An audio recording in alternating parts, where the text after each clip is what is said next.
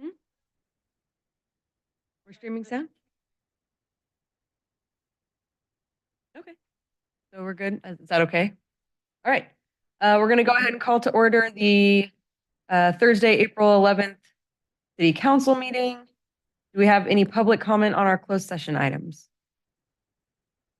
Seeing none, we will convene to closed session and return at 6 o'clock. Thank you.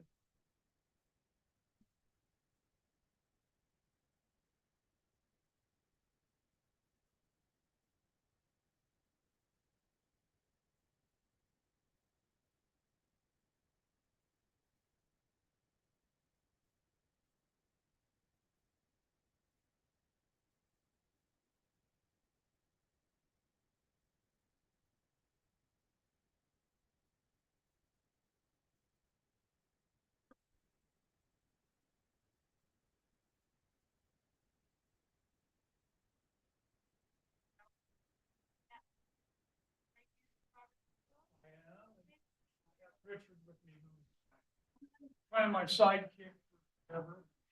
He'll play a little bit of steel guitar. We just wanted to see the room and decide should I use an amplifier. We have little amps.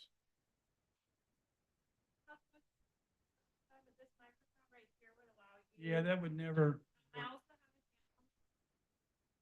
It'd be better if I use my. Yeah, because otherwise you won't get the instruments. So why don't we bring? Where do you want them to set up? Yeah, that's the thing. We're a real small space. Anywhere in this general area, I would say maybe, Are we at the beginning, do you know? yes, Okay, yes. and then we can move out. yeah. Right at the, Okay. Oh, good. Don't Get out of your hair.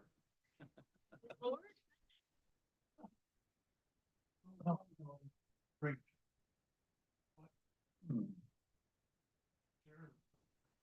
Now, Yeah, right. Playing the latch deal, the yeah. next question is, so, count here. You want us like playing toward the council? Yeah. And then,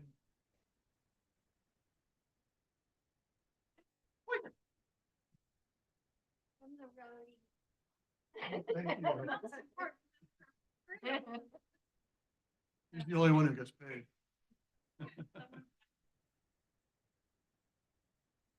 I finally figured out why there's that really tiny pocket in blue jeans. That's where the musicians put their pay. exactly. I need to go back.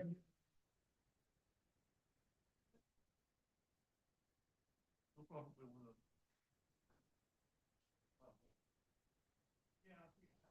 There's another one. Those.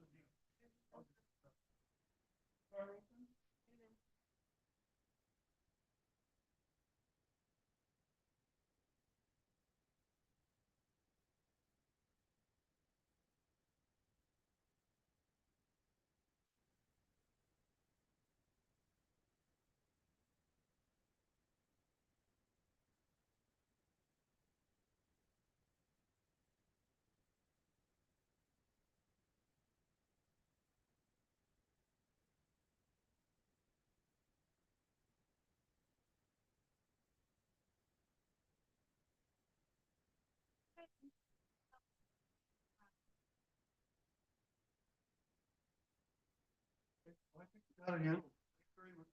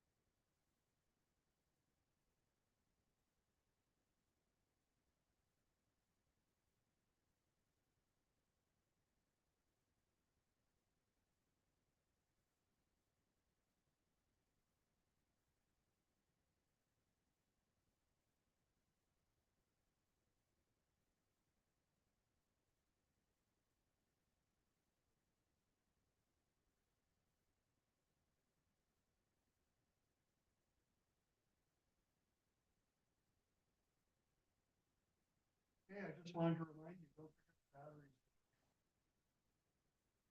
Okay, thank you. Bye.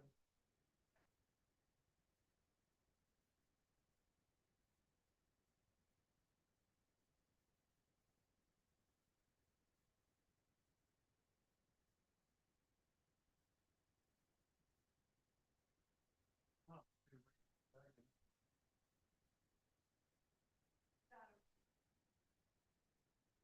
What, yeah.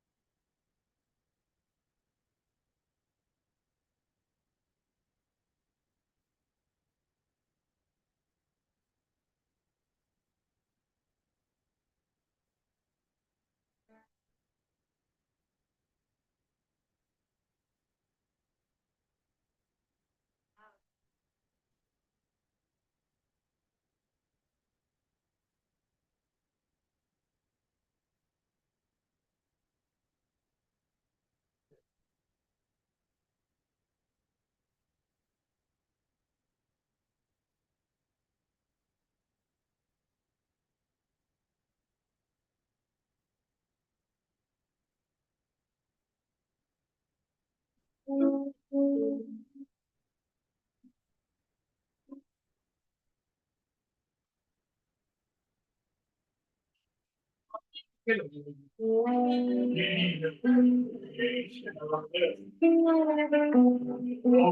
down the Capitol Beach, nature's therapies. The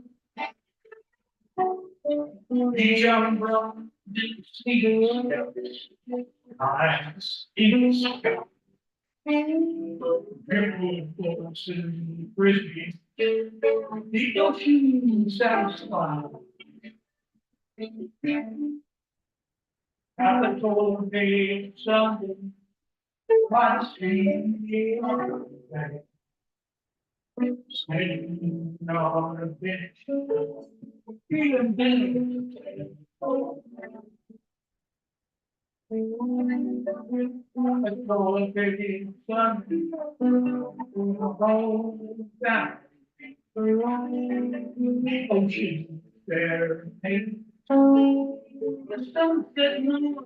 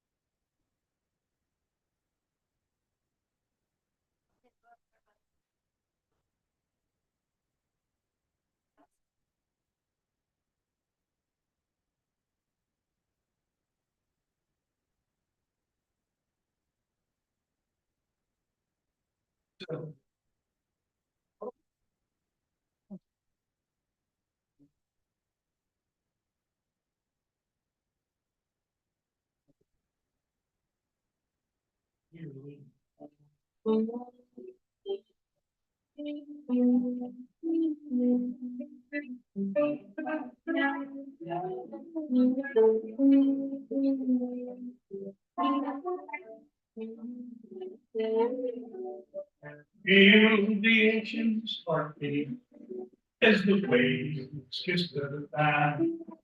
All the mothers are busy keeping picnics out.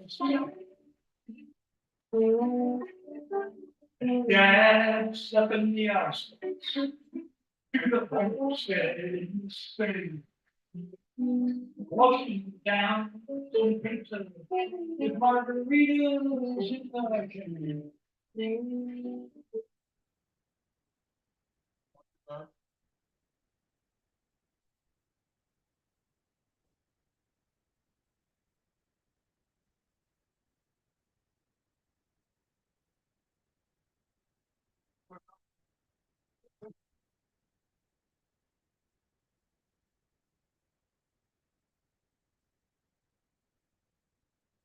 Start on time. We're just a little.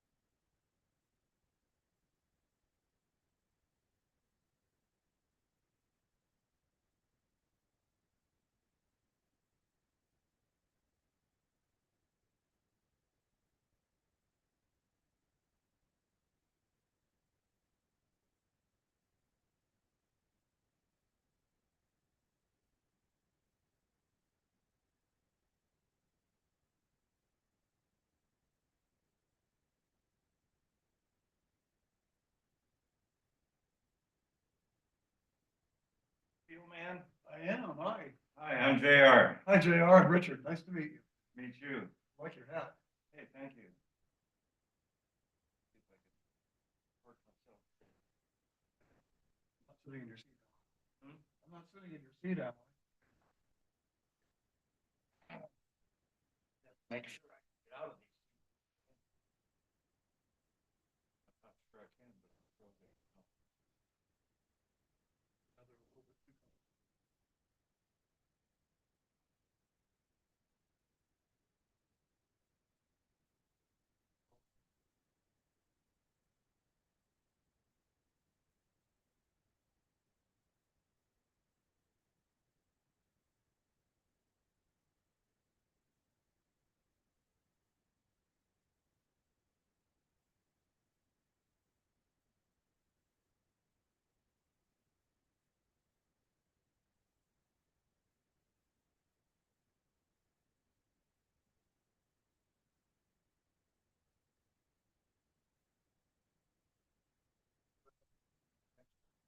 Huh? No, actually, right now I'm living in Royal Oaks, just across the Pajaro River. Right on the Point Slip.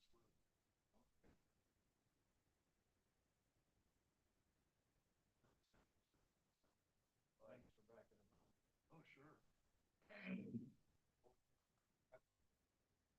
I love this song since the first time I heard it. It's I know it's so appropriate. Represent that song.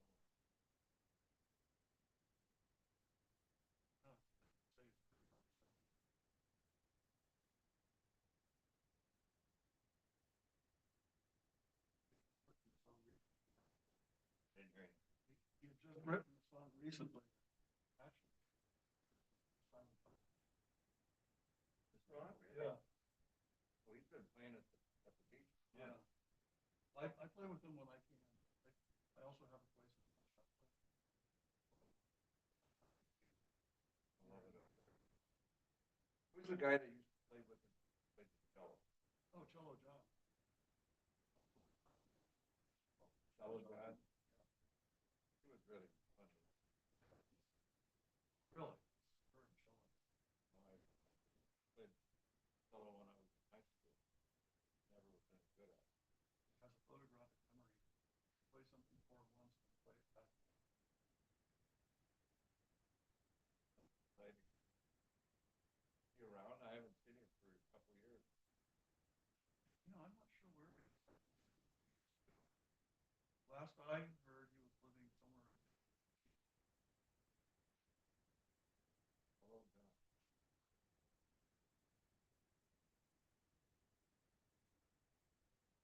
I love Northern California. I've never lived up there. I've driven through it so many times. My parents lived in Oregon. 40 years.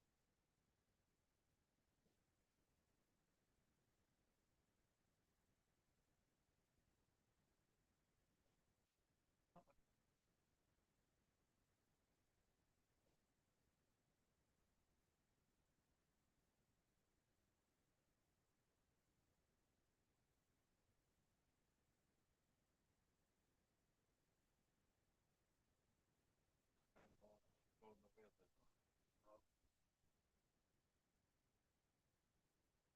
but what's taking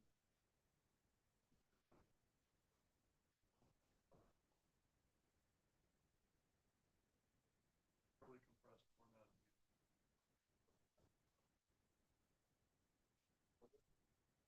music. right? Oh, all kinds of things. You can play them on your computer, on your phone. I mean, what are they? They plug into something. Well, it's a small computer file. What do you put the file on? What's the content? Many different things. Put it on your phone, you can put it on your computer, you can put it. Remember the iPod? You can burn them onto a CD. You can put them on a thumb drive. A lot of cars will play files.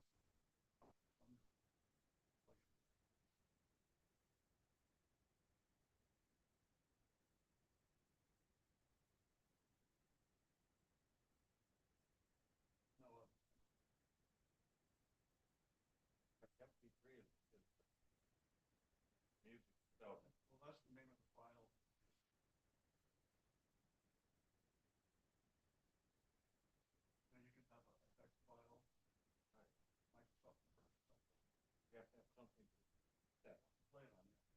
no, put it, the plan on, to hold it. Yeah, that's true. Hold it on a thumb drive, you can hold it in your phone, like I can play music.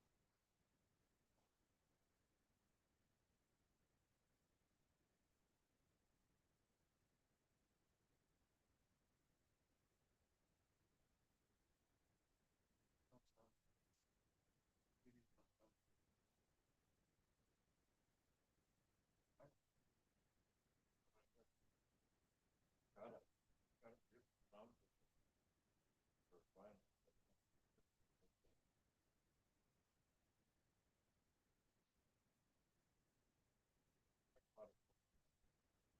Got a Seabird 160 truck.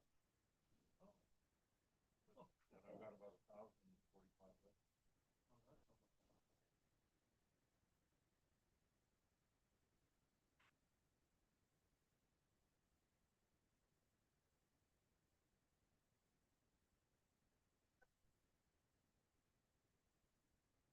Oh, that's not much fun. Oh, I see. Someone's passing this on the neighborhood. On the internet. Oh, well, that's not good. Yeah.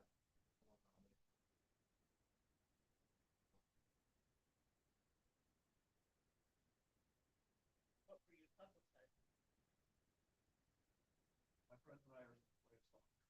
Oh, How did you hear it? Yeah, okay.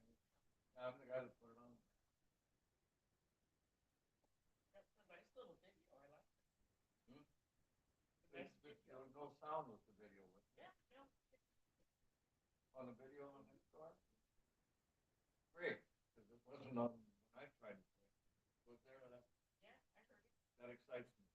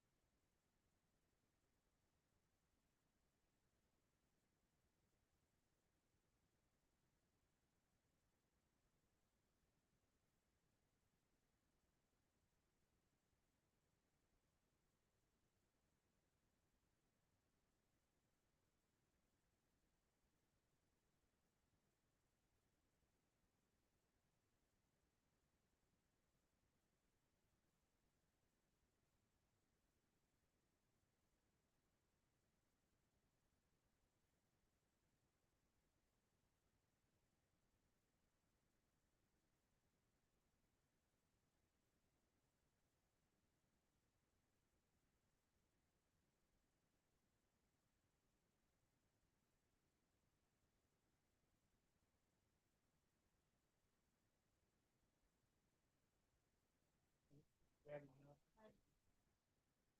Oh, this is for her. You're the one. Here we go.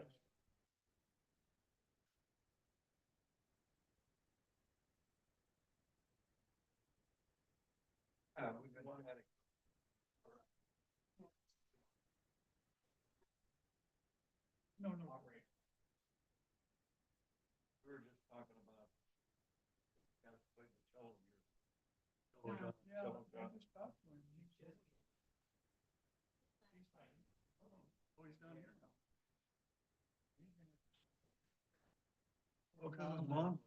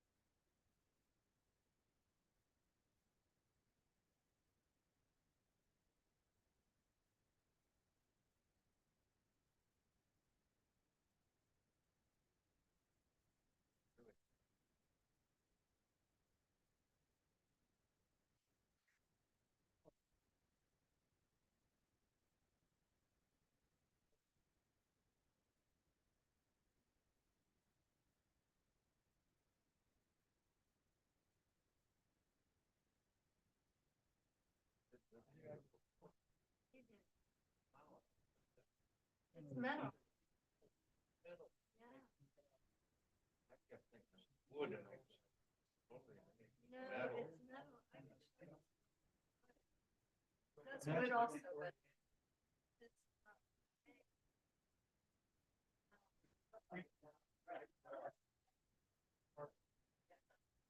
I saw that, but it's totally amazing.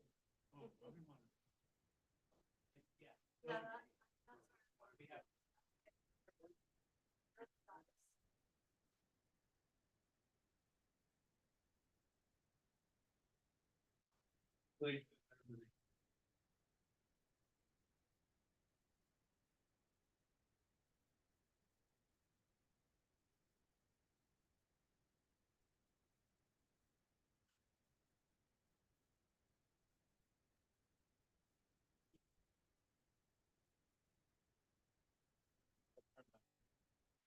They wanted.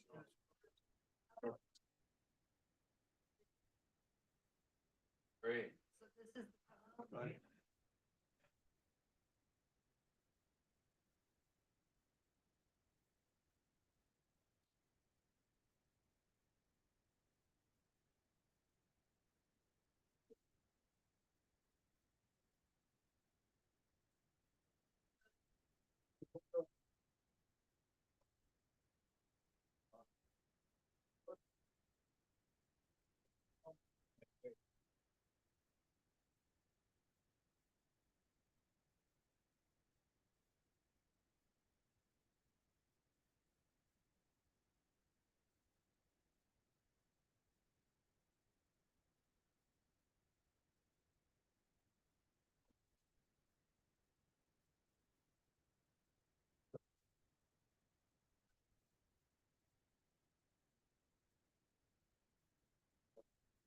Don't think.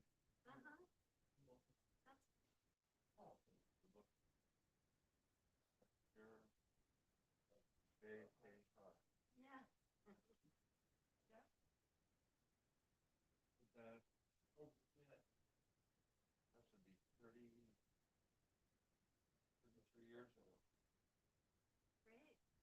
And the visitor center's where? Sequest Beach. Oh, Sequent. Okay.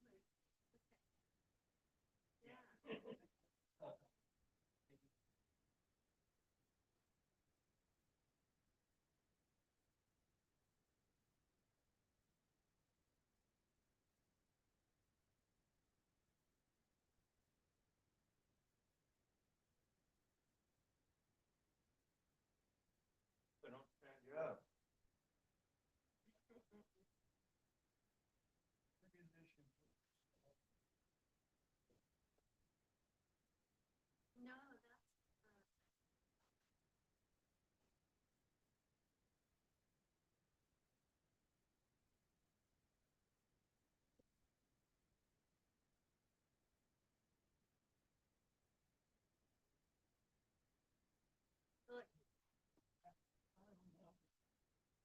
Like you're in school, We got these little writing but it things feels here. like you're in school.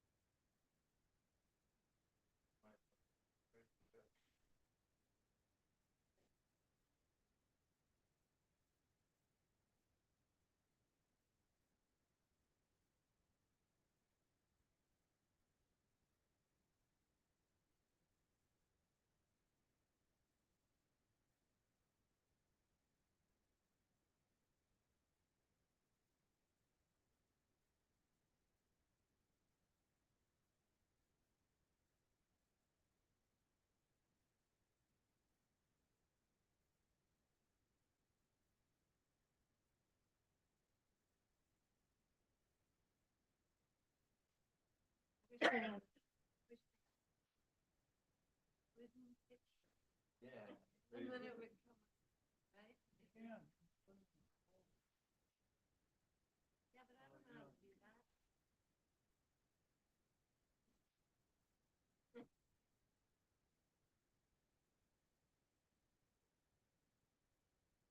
I don't know how to do that either.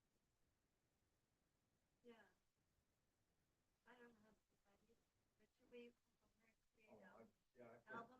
I put Bob into an album. I did it once a long time ago.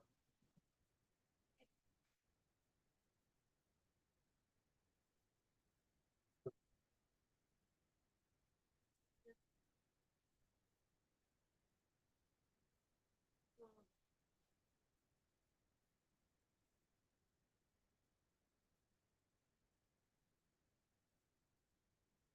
but they like that. They think. Robert, what's the name of this, Mr. Love? News It's, from it's in the Pajaro. Pajaro.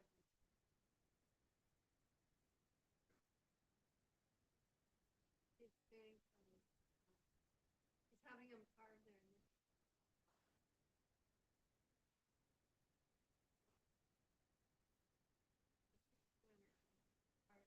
Art. So he helps with the stuff. Go ahead.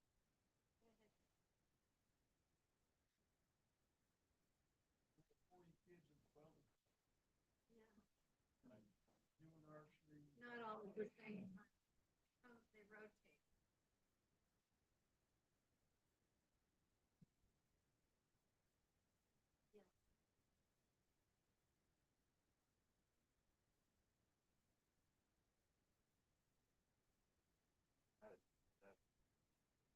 Yeah. I'm just so taken with that, I can't tell you. Celebrating the earth.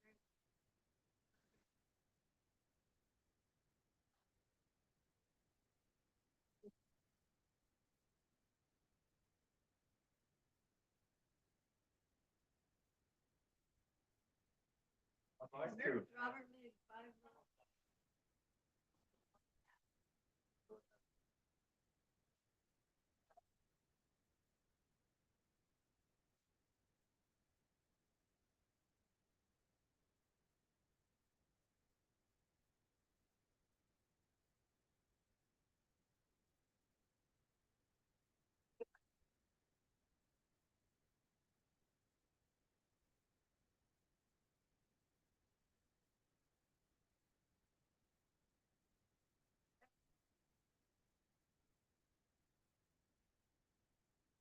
Wonderful.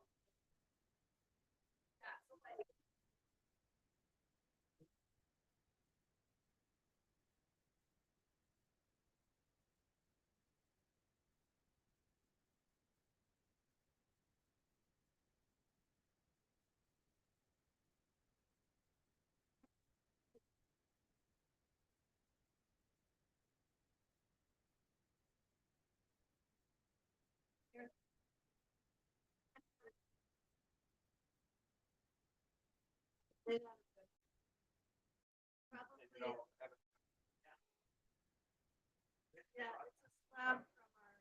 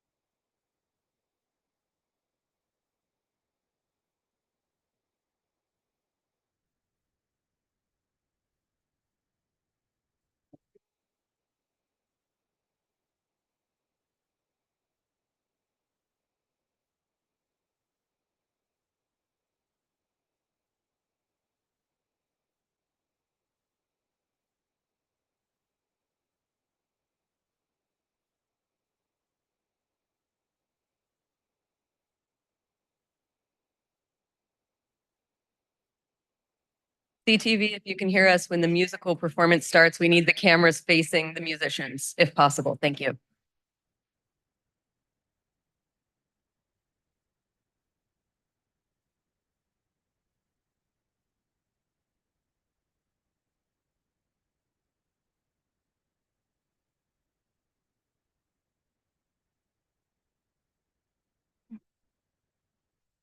Good evening. We're going to call to order the Thursday, April 11th meeting of the Capitola City Council. Can I have a roll call, please?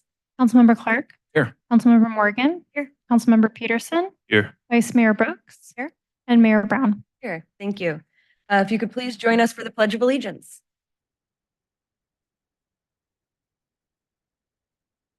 I pledge allegiance to the flag of the United States of America and to the republic for which it stands, one nation, under God, indivisible, with liberty and justice for all. All right, do we have any additions or deletions to tonight's agenda? Staff has no changes to the agenda this evening. All right. With that, we have a very exciting presentation tonight. We have a performance of Capitola Village Sunday, sung by Robert Seals. This was brought forward at the request of council member Morgan, who had heard, I don't know if you heard the song or just heard that there was a song. Saw a clip of this, and we are excited to have what we believe is our first musical performance at a Capitola City Council meeting. So welcome, gentlemen. We're excited to have you and to hear your music tonight.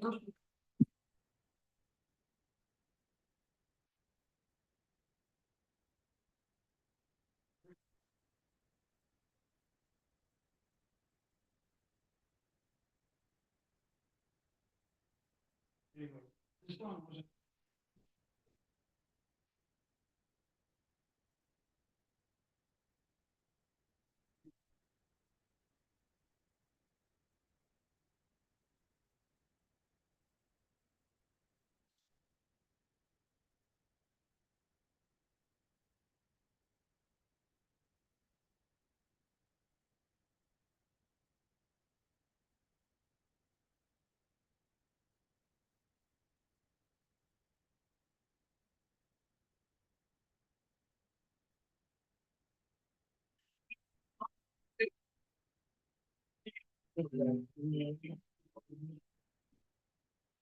rolling down the Capitol Beach. Nature's relatives. Beach crowds and sleaziness. Ice in the sky. Driftwood forts and frisbees. The ocean is satisfied. Capitola Bay Sunday, while the sea keeps going today. Standing on the beach, feeling better than ocean. Capitola Bay Sunday, with a whole family. The ocean, Sarah peace. The sun is setting on the sea.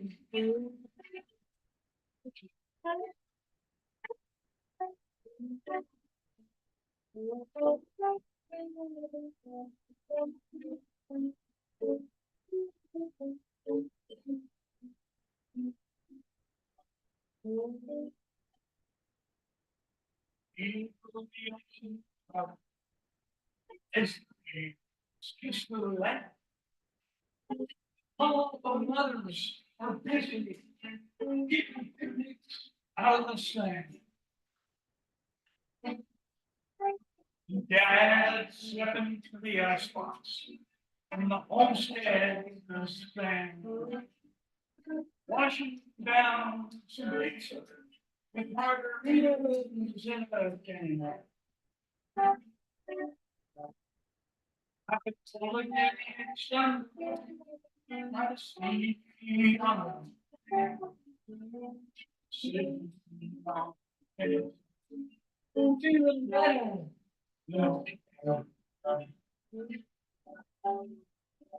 I could totally get some for the whole family. The ocean serenade. The sunset mountains.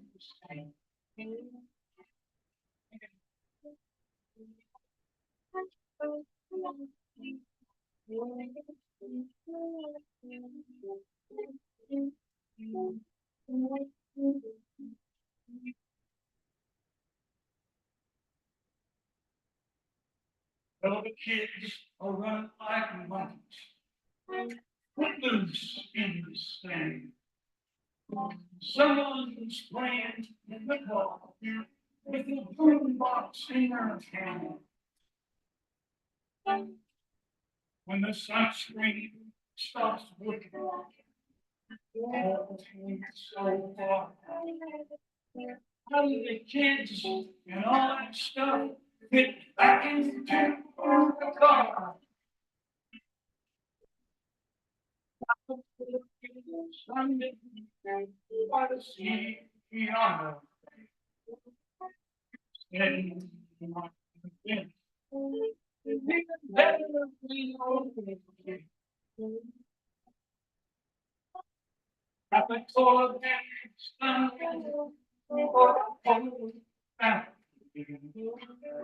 the ocean serenade, sunset on the sea.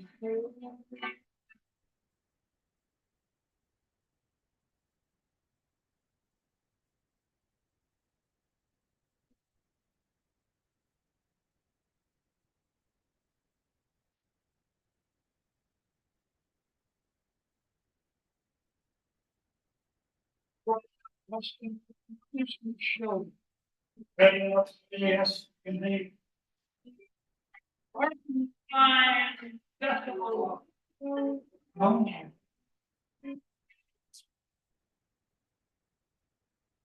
Twilight concerts, more people. Ukuleles and it's on. Many more, I get away. Capitol's got it going on. Capitol is Sunday, I see you. Sitting on the bench. Better than a road. Capitol is Sunday, for the whole family. The ocean serenades. The sunset on the sea. Bravo.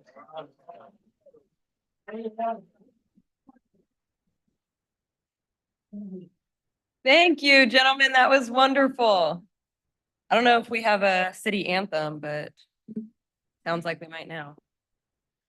Maybe we do now. Thank you so much for being here. We appreciate. Thank you. We are so grateful that you came here to share your music with us this evening, and we are honored to be represented. Yes, it is. Yes, it is.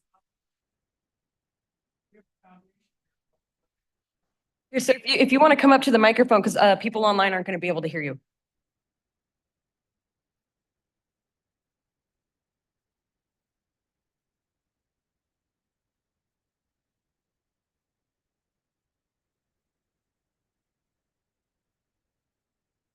I just wanted to say, we have a foundation called Mother Nature's Temple, a nonprofit that I created. we've been here for many years, but we do kids outings. We have a boat out of Moss Landing and we do whale outings.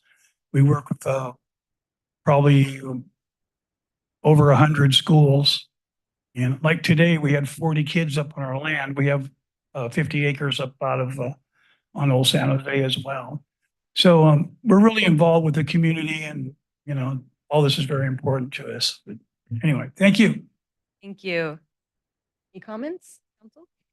Yeah, I just want to thank JR for bringing the video to me and letting us enjoy this little treat. Thank you. It was awesome. Thank you very much. I just want to say thank you too, and I love the sound of that instrument. I'm not sure what it was, but The slide guitar. slide guitar, very, very beautiful sound. Thank you. I think every council meeting should start with some smooth grooves to set the tone for all the work we're doing here in the community. And thank you for being part of it. Oh, there you go. When the credits roll, I think there's some direction to staff there. All right, I have a feeling we're going to be. Council to adopt that as the official song for Capitol.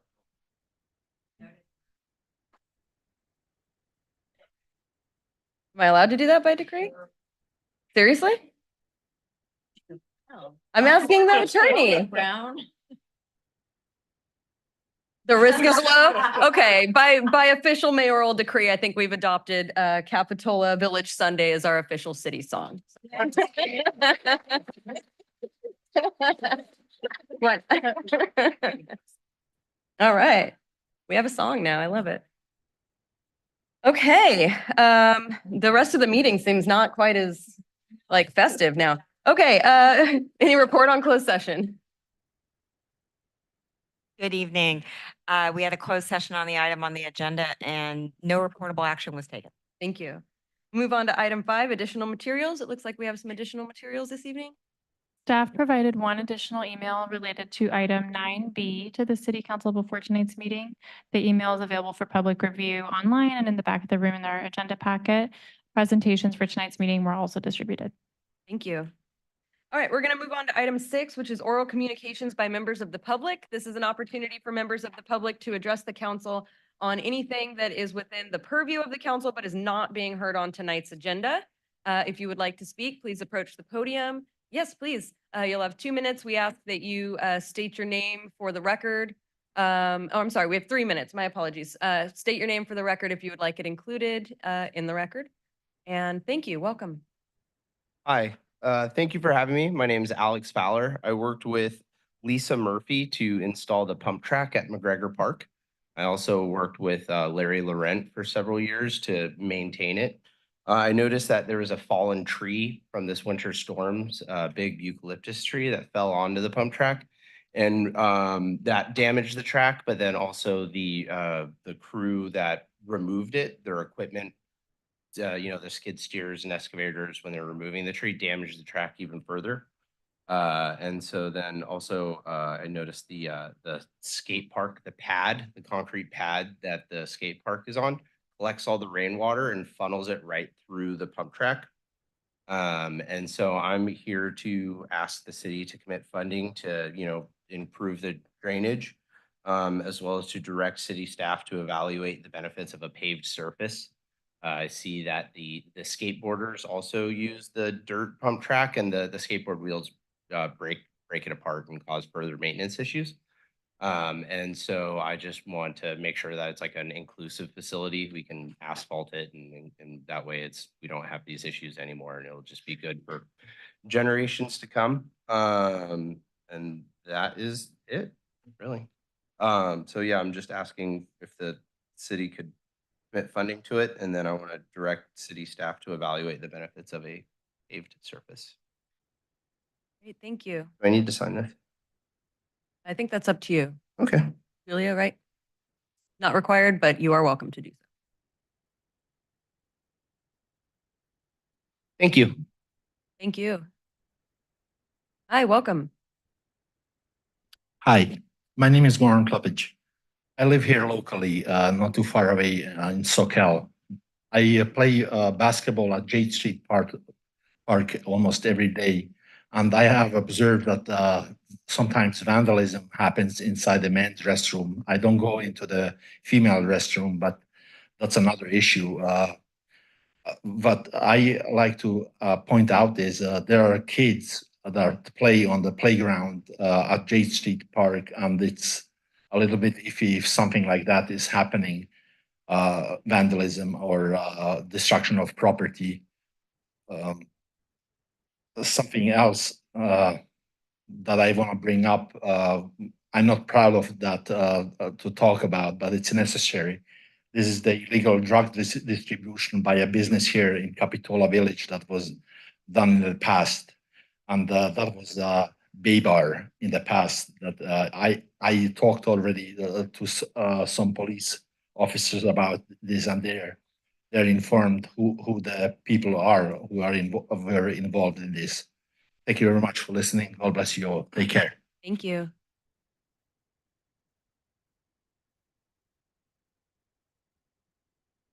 Hi, welcome.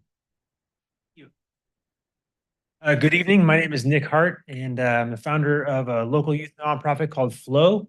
And I'm kind of piggybacking on what Alex was talking about in regards to the McGregor Pump Track. Flow leads several free youth programs here throughout Santa Cruz County.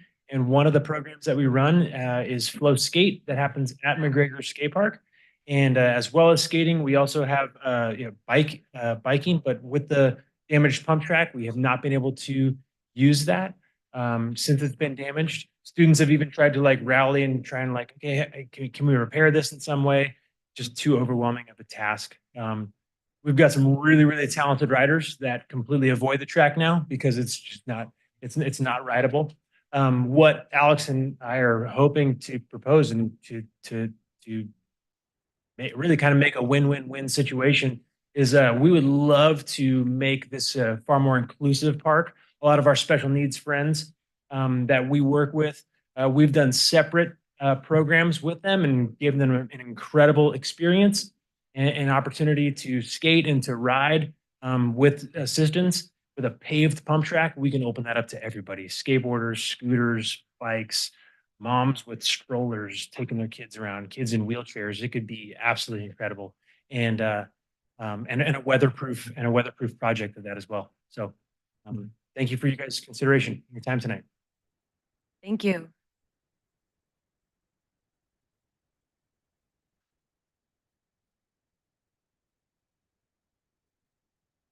Hi, welcome. Hello, my name is Corey Osfor. I'm here to speak out in support of the pump track as well. For those of you who aren't aware of what a pump track is, it's basically a roughly circular trail with a bunch of pumps in it. It's mainly meant for bicycles, but they're also accessible when paved to pretty much anything with wheels. And these are starting to pop up all around the county. They're a tremendous asset to the community. If you go next to West Side Pump Track or the one over in Watsonville that recently opened a few years ago, they are constantly in use by people of all ages. It's tremendously valuable. And really the only big problem with pump tracks before was maintenance. As Fowler said, they tend to get torn up very easily, require a lot of attention. But with the rise of paved pump tracks, most of these issues are remedied. They only need a little bit of maintenance once every few years instead of constant attention. So this one-time investment will really pay off for many years to come. And in its current state, the pump track's not usable for its intended purpose.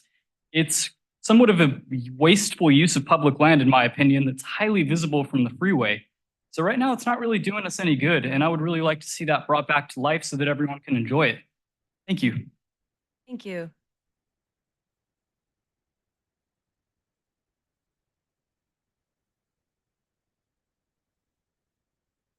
Hi, welcome. Evening, Council.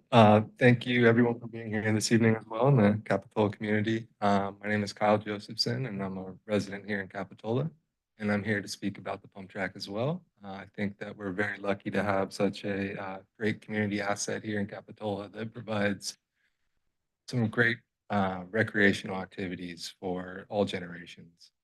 And with the current state of the track being a bit deteriorated and the long-term maintenance issues spoken about before, it seems like that a small investment could go a long way into providing a fundamental opportunity for this track to continue being a great part of the Capitola community. That's it for the evening. Thank you. Thank you.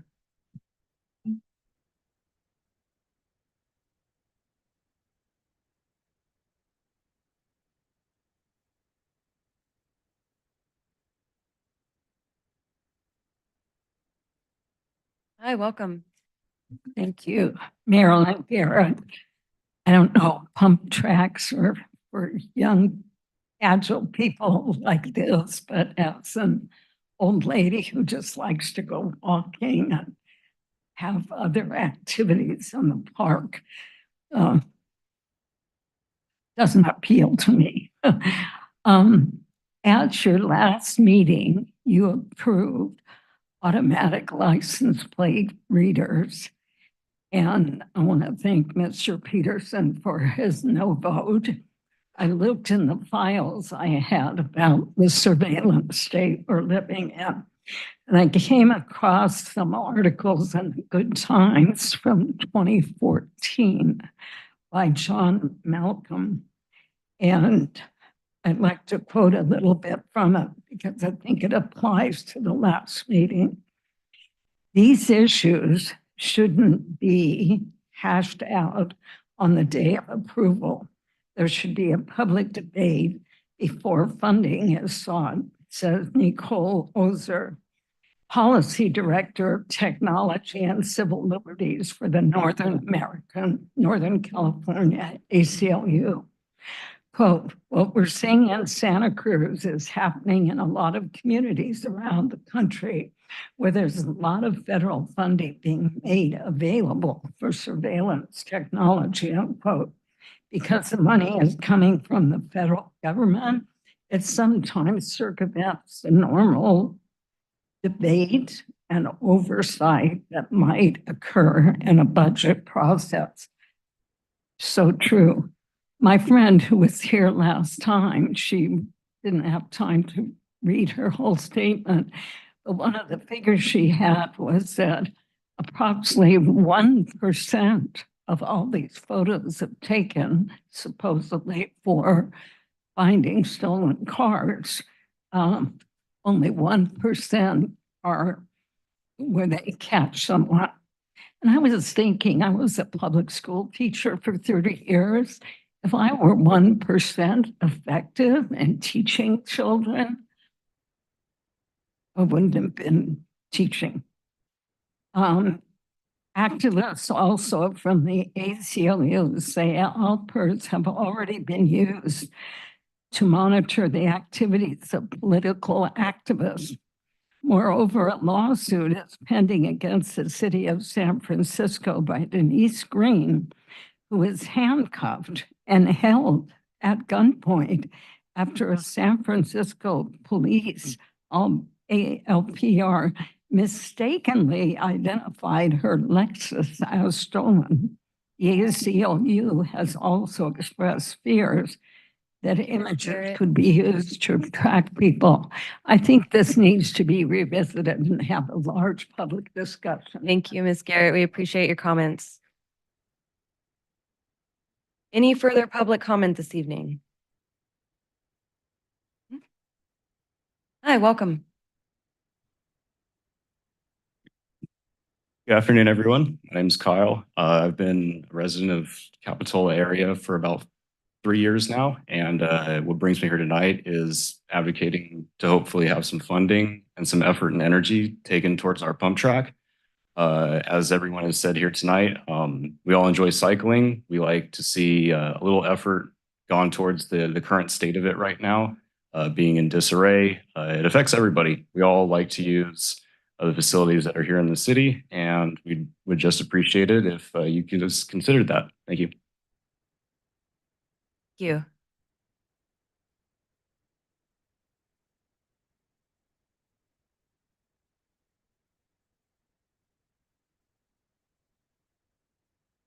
Anyone else? Last call for public comment? All right.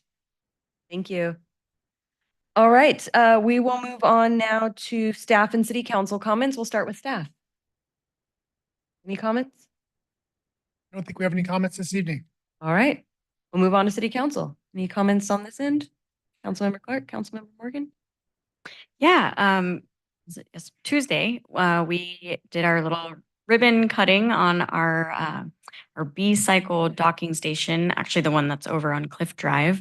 And at first I just went for the ribbon cutting itself and just to see all the hard work that's been done by staff. And so thank you, staff. I had no intention of getting on a bike since it's been about 20 years, but I did, and it was really fun. And so I just want to say, if you get the opportunity to try out the B-cycle bikes, there are a ton of docking stations around town and within the county. So definitely try it out. Thank you. Thank you. Councilmember Peterson? Nope. Vice Mayor Brooks? Yeah. I too was at the ribbon cutting, and guess what? I got on a bike again today. So it was with the helmet. I found a helmet. Just saying, it was really exciting. So pretty cool to have those out there. I just want to remind the community it is for 18 and over. They're not for our youth to rent, and but it was a really easy process. And to download the app, it was fun. There are discounted rates or opportunities for folks to use them if they cannot afford to do so.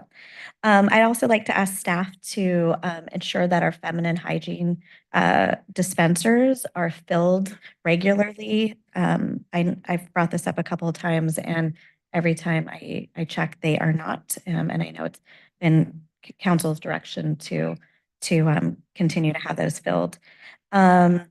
I'd also like to ask staff if they could respond regarding the pump track at this time. Sure, I can just briefly tell council that I have been in discussion with a number of funders. And we can bring back a little bit more options, a little bit more information kind of about what a paid pump track might look like, what it might cost. I think during our budget process coming up here next month. So that's okay with the council. That's how I recommend proceeding. Great. Okay, thank you. Also, I'd be interested in maybe in our Friday update to receive some information on how our city can become a sister city. I believe we're the only one in the county that is not set up to have a sister city. So I'd like to learn more about that. I'm also interested in learning or knowing whether we can use our council dollars to buy gear, like as jackets and things that I've seen something more formal for us. And yeah, that would be neat. I know I'm looking at my colleagues here to see if I'm getting consensus overall. And then also I attended the RTC groundbreaking event today, and I just want to thank Kristen, our mayor, for her work on the project. At Saturday, we haven't seen each other since the Saturday, and everything went really well. And because of her leadership on RTC and chairing that committee, we're really seeing great things take place. So thank you to our mayor for that. And those are all my comments. Thank you. Thank you. Yes, we did have the groundbreaking today for the Highway 1 multimodal corridor project, bus on shoulder and auxiliary lanes. It's a mouthful every time you try to say it. But that is why we had the closure this past weekend for the demolition of the Capitola overcrossing. Eventually, there will also be the replacement of the Mar Vista overcrossing. There's going to be some construction on Highway 1. I know it's going to take our patience, but it's going to be great in the long run. And thank you all for your patience over the weekend. I know that there was a little bit of a traffic jam for a while, but they were able to get the overcrossing demolished and the freeway opened earlier than they expected. So a lot of hard work to get that done. So thank you again, all of you, for your patience on that. I also want to take a moment to congratulate and recognize our Recreation Division Director, Nikki Bryant, and our lifeguard captain, Brendan Howard. This morning, I was invited to welcome the California Surf Lifesaving Association to the city of Capitola. They're holding their spring meeting here. It's the first time they've ever held their meeting here in Capitola. We're relatively new members of the California Surf Lifesaving Association, and it's a big deal that they decided to come here for their meeting. And so I know that Nikki especially put a lot of hard work into that. And I think it says a lot about Nikki and Brennan and our whole team, our whole city, that they decided to host their meeting here. And I believe they'll be here tomorrow as well. And hopefully They'll be able to enjoy our beach and the beautiful weather that we're having. And if that's the case, it will be the safest our beach has ever been because there will be like 90 lifeguards on it. So just congratulations to the hard work to our staff in that regard. All right. No further comments. We will move on to our consent items enacted by one motion by the council, unless there's anything that any council member wants to discuss, question, or poll. Yes, go ahead. Yeah, I'd be interested in pulling item B, COE bylaws for 23-25 goals. I just had a quick question about that, if I can ask, and then we can decide. I thought that the group actually generally presents the information, and I know that the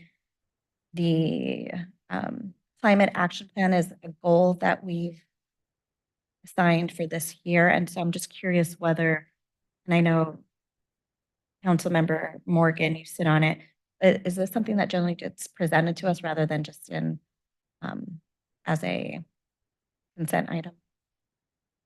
I don't think this has actually been done before. That's what I thought. Unlike the Art and Cultural Commission, which has come and sometimes presented a work plan. So this is, to my recollection at least, is the first time that the COE's prepared a work plan and taken it to the council. I'll look to my colleagues, and I don't know if you want to discuss it now, Mayor Brown. I'd be interested in hearing from the commission and kind of getting the background on where these goals came from and how we can support them. I read through it, but it would be nice to maybe have a little bit more direct input from the members themselves. Are you interested in, so pulling it and not voting on it until we hear from them, or do you want to, okay. Okay, so I'll pull the item for to be added onto, I guess, general government, and then we can vote on that to come back, or what do you suggest? We can just pull it and have it come on a future agenda, right? We don't need to vote to make it come back, or do we?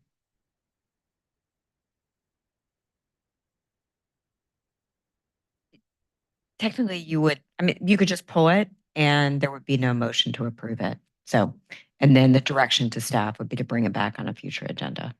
I'm looking to my fellow council members here for consensus, if that's okay with everyone. Yeah, I actually have a neighbor who's on the commission, and he inquired about them coming and talking to us soon. And so that would be awesome. I'd like to pull the item and to direct staff to come back.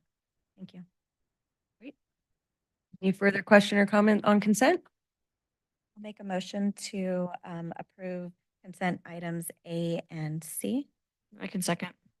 All right, we have a motion and a second. All in favor, say aye. Aye. Aye. Any opposed? Any abstentions? Motion carries unanimously. That'll bring us to item 9A, potential ballot measures. And I will look to Chloe.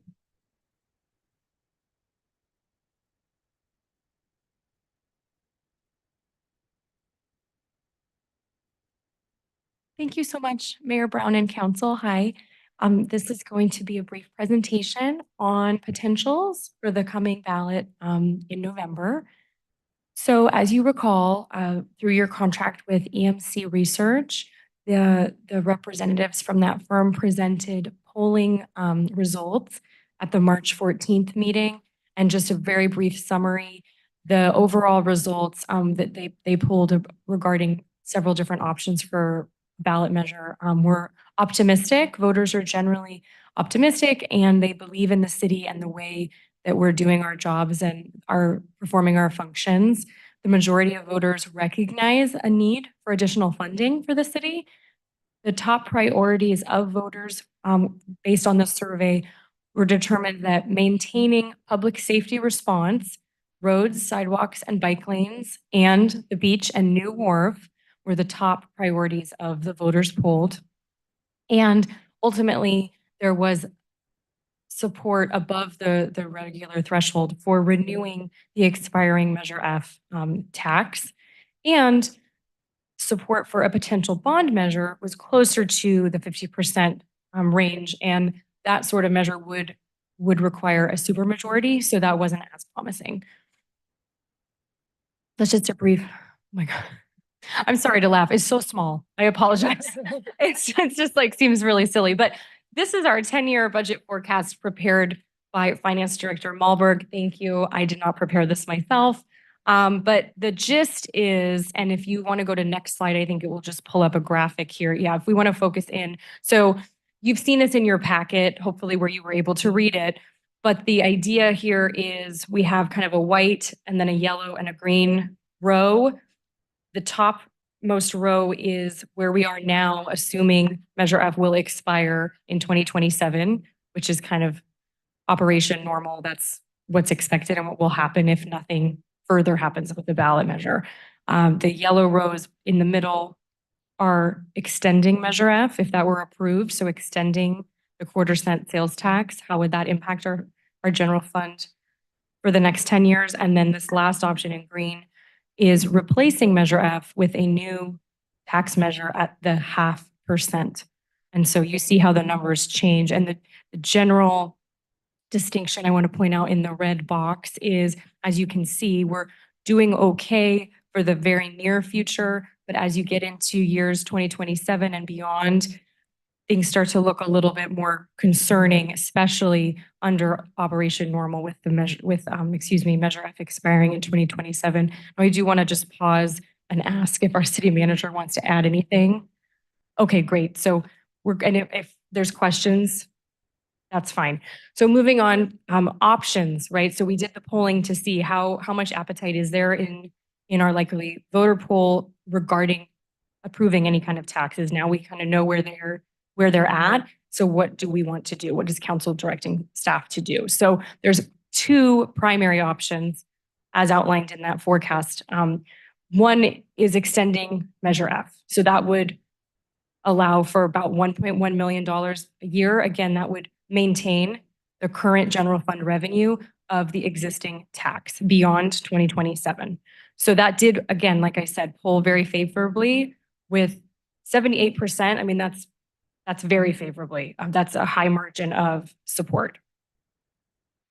And would still lead to some problematic potential budgets through 2030, which seems like a long time, but isn't really that far away. So second option, replacing Measure F with a new 0.5% sales tax. Understandably, that would double the revenue of general fund revenue, right? So $2.2 million.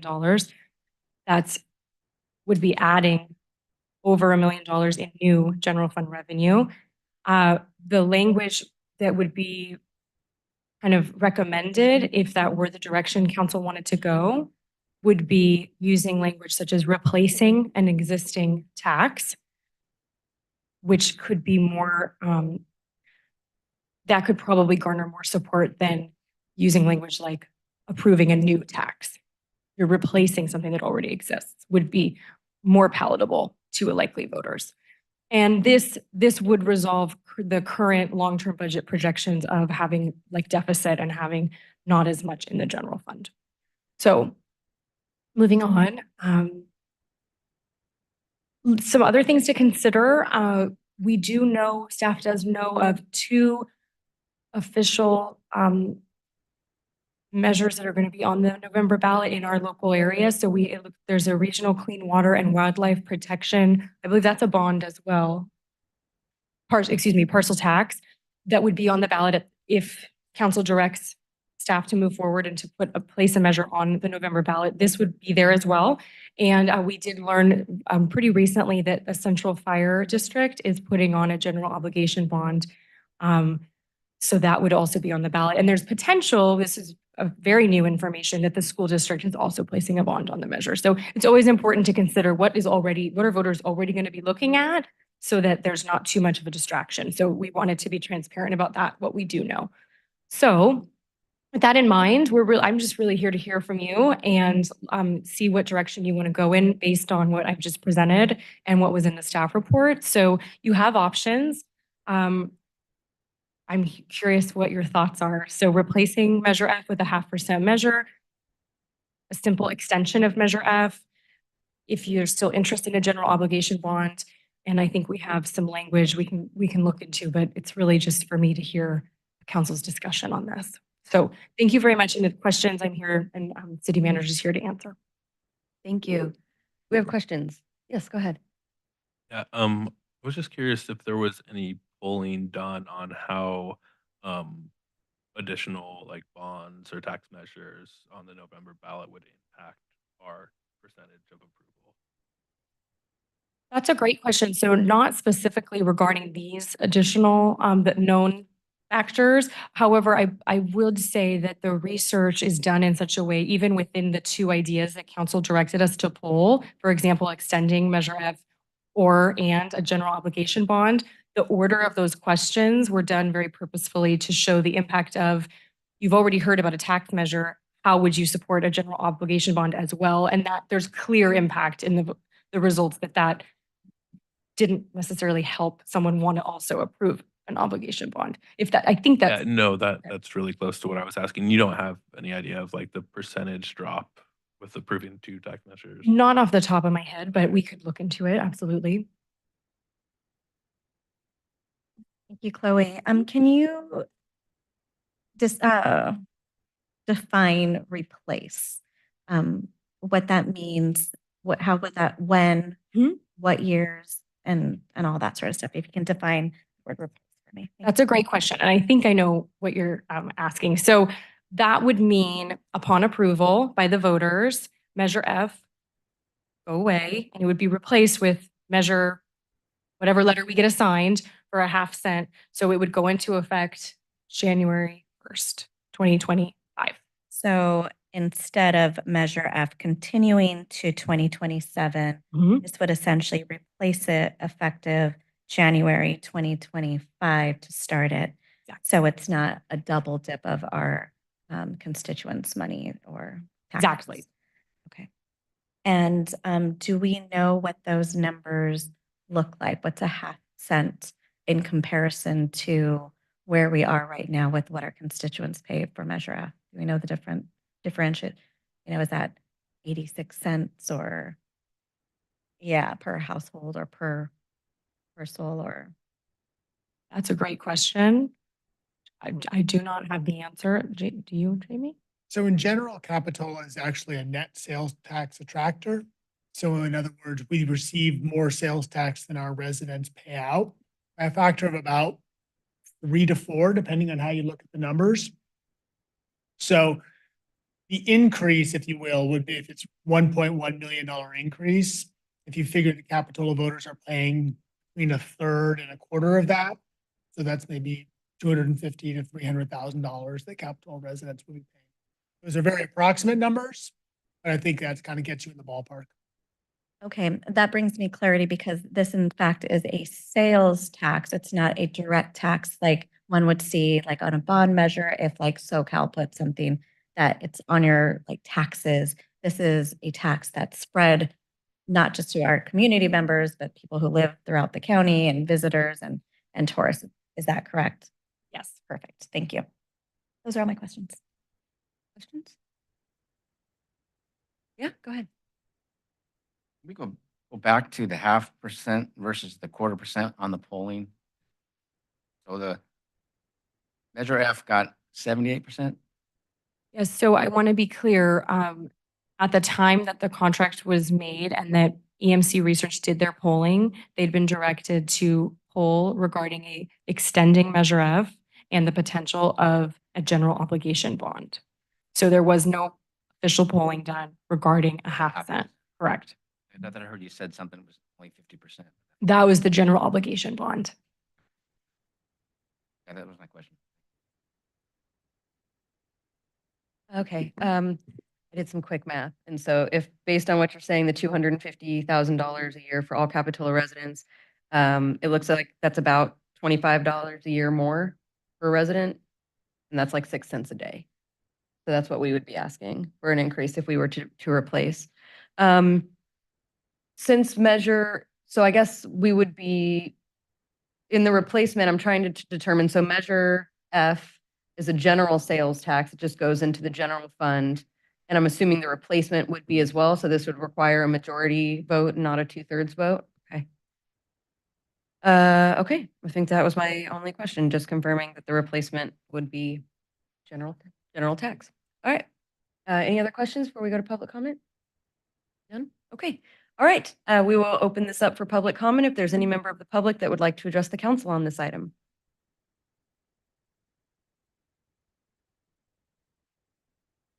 Welcome back. Marilyn Garrett, I have listened to the Board of Supervisors meeting and live in the county in Aptos, and taxes are going up all the time. Homeowner taxes, sale taxes, which affect those least able to pay. And we hear of the rich and corporations paying virtually nothing. There's something the matter with this inequity.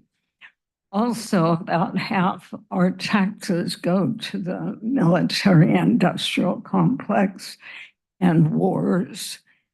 And that means it's being stolen from the counties and cities that could otherwise use that money.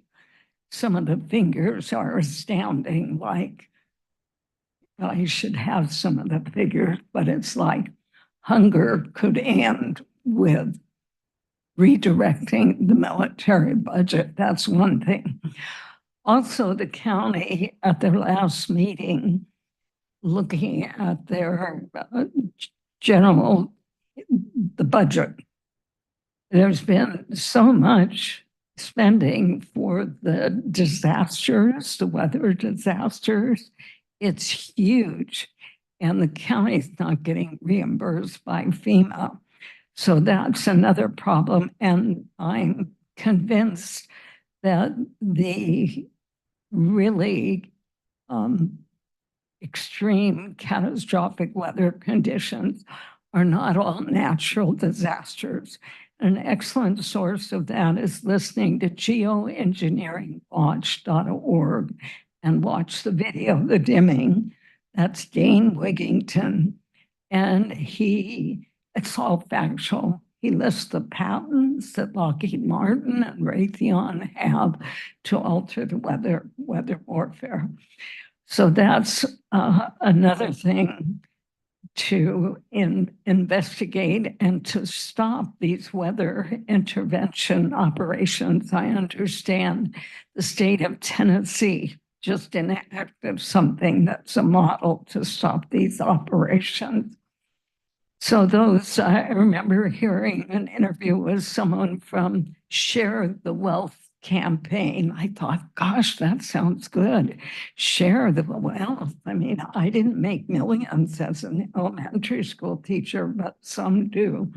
And the last point is some of the money, like going for this automatic vehicle license, reading cell towers, I feel is a poor, dangerous use of public money. Thank you. Thank you. Any further public comment on this item? Seeing none, we'll bring it back to council for discussion and a vote. Any comments? We'll start down at this end. Councilmember Clark, any comments? At this time, you're always welcome to make comments later as well. Okay. Councilmember Morgan? Okay. Vice Mayor Brooks? I have two follow-up questions. I'm looking at the proposed potential language and just have some questions about that. So first I'll say that I'm in favor of the replacing of Measure F with the new %.5 sales tax. It makes sense. I think we have to be really intentional about what replace means. So regarding the potential language, is the potential language currently in order of when we received the poll results, there was what was important, right? Is that in this order? Yes, so thank you for asking, and I maybe should have clarified earlier. This language was worked on with staff, our city attorney, and EMC research based on the polling results as much as we could base them on seeing as they polled the order sent. But the priorities I briefly mentioned earlier, they are here. Public safety and emergency services, repair potholes, maintain streets, sidewalks, bike lanes, beaches, the new wharf, and recreation programs for youth. And it goes on, but those are in order of how important they were shown to by the city, by the likely voters in the city. Is it important to say when the replacement will happen? What was the feedback from our polar AC M2 or whatever they called? Yeah, EMC research. I know who you meant. I don't believe we're legally required to go into the specifics of when the replacement happens, but you'll notice the language here does indicate exactly what it is replacing. So replace its 0.25% sales tax approved by voters in 2016.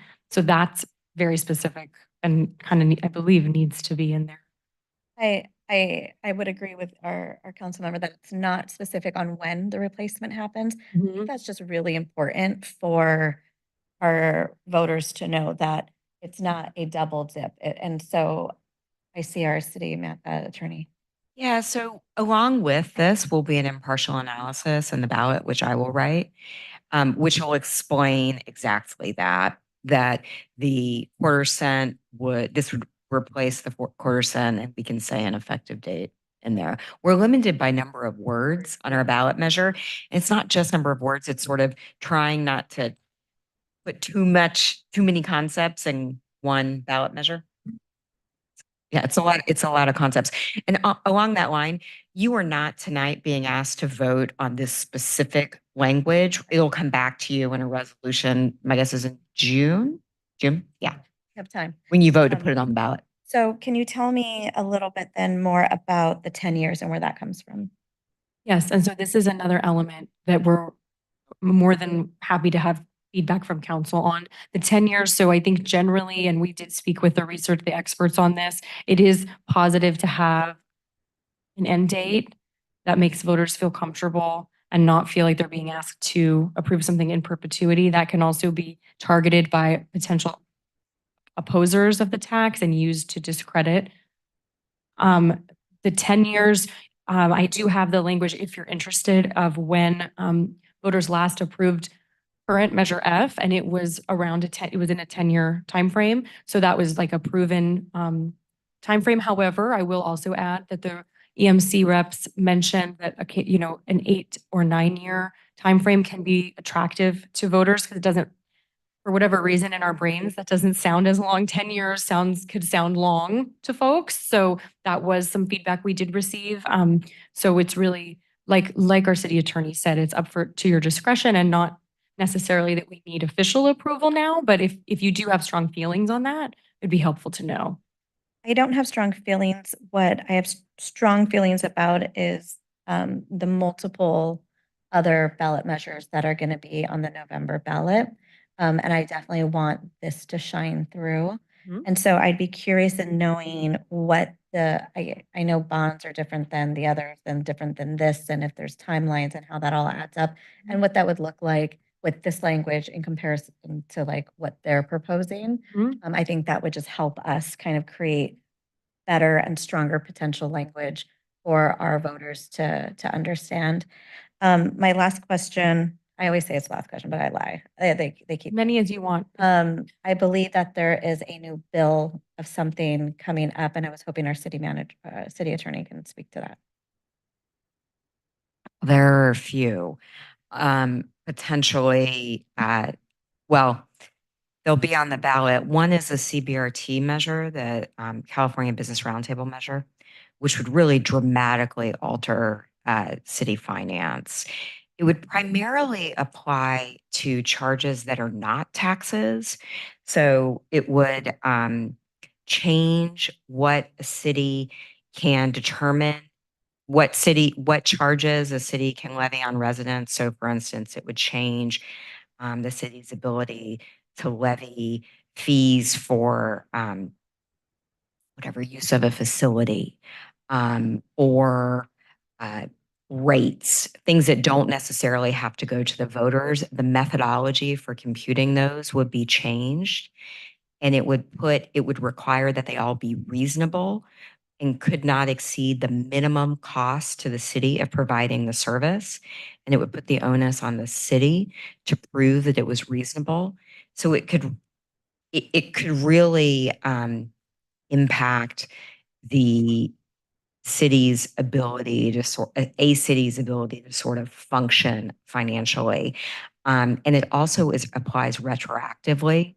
So any fees and rates adopted after, I think it's January of 2022, that did not comply with the ballot measure would have to be readopted. So the League of California Cities is vehemently opposing it. It does some other things, but that's really the gist of what could really change municipal finance. In addition, there are some countermeasures put on. One is ACA 1, it's Constitutional Amendment 1, and it would reduce the threshold for special taxes and bonds for, I think it's for affordable housing and infrastructure. From right now, those require a 2/3 vote, so a 66.666 vote. It would reduce those to 55% if that passes. There's one more that's not remembering it, but that is the primary countermeasure that was put on. Can you put that in layman's terms on how ACA 1 would potentially affect this potential measure? Or It wouldn't affect this if the council, I know that some cities are considering bond measures for infrastructure. It may, if ACA 1, it may make it passes. It would make it easier for a future bond measure for infrastructure to pass, but because it would only need 55% of the vote. And do either one of those or this in general apply to online sales, or do we need to identify that an increase in sales tax applies to online sales? Do we have, or let me ask that question differently. Does this apply to online sales for the city?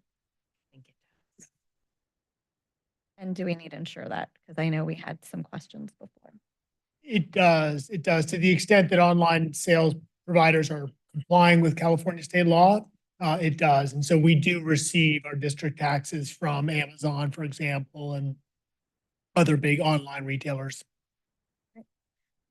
I guess the direction I would just start with is that staff, I'm in favor of staff moving forward with looking into the 10-year comparison to the other ballot measures and just making sure that we stand out on this potential language. And I think that was the only, you answered all my other questions. So thank you. All right, Councilmember Peterson. Thank you. I want to say that I'm also in support of replacing Measure F with the half-cent or 0.5%, half-cent tax. And I want to explain why I want to do that is because even if we just extended Measure F, we would be running a deficit for years 2028, 2029, and 2030 of approximately $1 million. So this isn't asking for additional funding to support really growth of the city or anything like that. It's just basically maintaining the status quo of services that we are here to offer and are required to provide for our community. I would also say that regarding the 10-year, I see on the 10-year budget forecast that in 2033, without an extension of Measure F, we would be back into not running a deficit. So I would suggest we consider moving it to 9 years and only requesting from the voters what we specifically need based on our 10-year budget forecast to keep the services that we have. I think that would be, that's what I would recommend. Thank you. Thank you. I'm also in favor of the replacing. I think when people ask, even now, about city services, about improvements in the city, saying we don't have the money is the last thing anyone wants to hear. They hate hearing it. I've had people literally tell me, you can't keep saying that the city has no money. So I think it's really incumbent on us to move forward with asking the voters to replace Measure F with a half-cent sales tax in order to ensure that we have a balanced budget that allows us to maintain, if not improve, our level of service here in the city. Because as it is, I would like to stick with the 10 years because with inflation, the costs are going up, construction costs, costs of goods and services. We don't know what it's going to look like in 10 years. That's a 10-year budget forecast. But if we make this a 9-year tax, and then in year 7, everything tanks again, we're really going to wish we had that extra year. And so I do think we should stick with 10 years. But I am in favor of asking the voters to replace Measure F with a 0.5-cent sales tax that would begin in January of 25. I think it's what we need to do. I think it's important that we take every action that we can to try to ensure that we have a balanced budget, and this is one of them. Any further comments?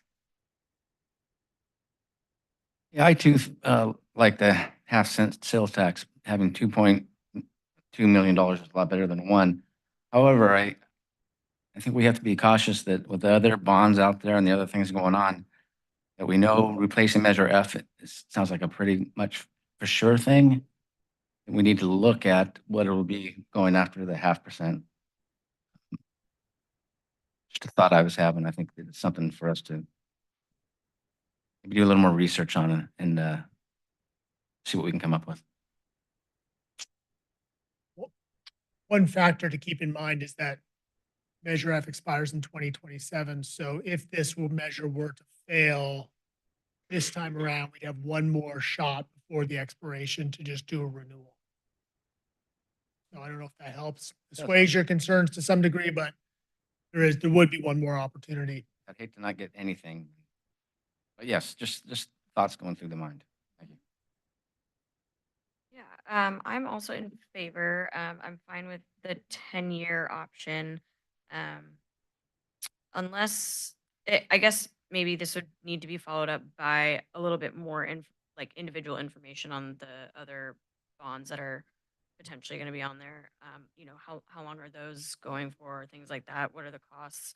I think that might be helpful. And I'm pretty good with the language other than, yeah, just maybe stating when, oh, I guess we're not really talking about that today, but just being clear as to when that could be starting for our citizens. And yeah, I think that's all. Thanks. Thank you. Any further comments? No? So this was just direct, oh yeah, go ahead. Thanks. I just wanted to bring up again the 9-year versus 10-year. I would be happy to vote for either, but I would just want to add a little bit to that with I think a lot of people are struggling at this time, even in Capitola, and with 3 other requests for government funding, the 9-year may sit better, but that's all I wanted to add. Thank you. Thank you. I don't think we're voting on this, correct? This is just direction to staff. Yeah, we don't need to vote. One of the things I was just going to talk a little bit about maybe is sort of what next steps would look like. And what staff would do at this point is probably do some reach outs, have some conversations with some of the other jurisdictions that are proposing tax measures to get a better understanding of what they're looking at. Maybe have some conversations with people who, might have concerns about a tax measure and find out what their concerns might look like.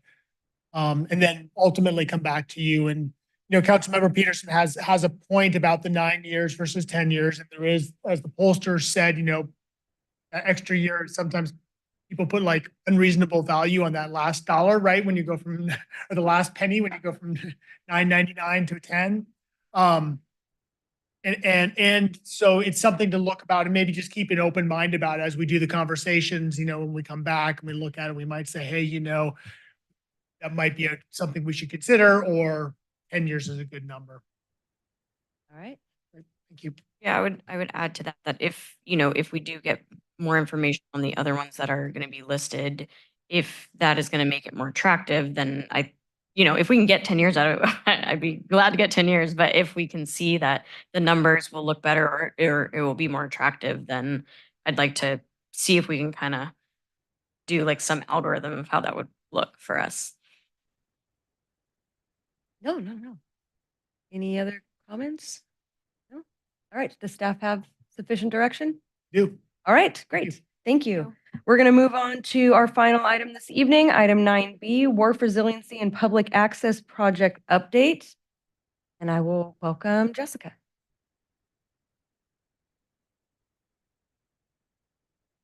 Good evening, Mayor and Council members. I'm here this evening again to speak about the wharf.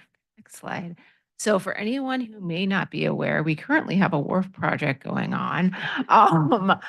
The Wharf Resiliency and Public Access Project, key project elements are widening the wharf, doing fixes, deck replacement, restroom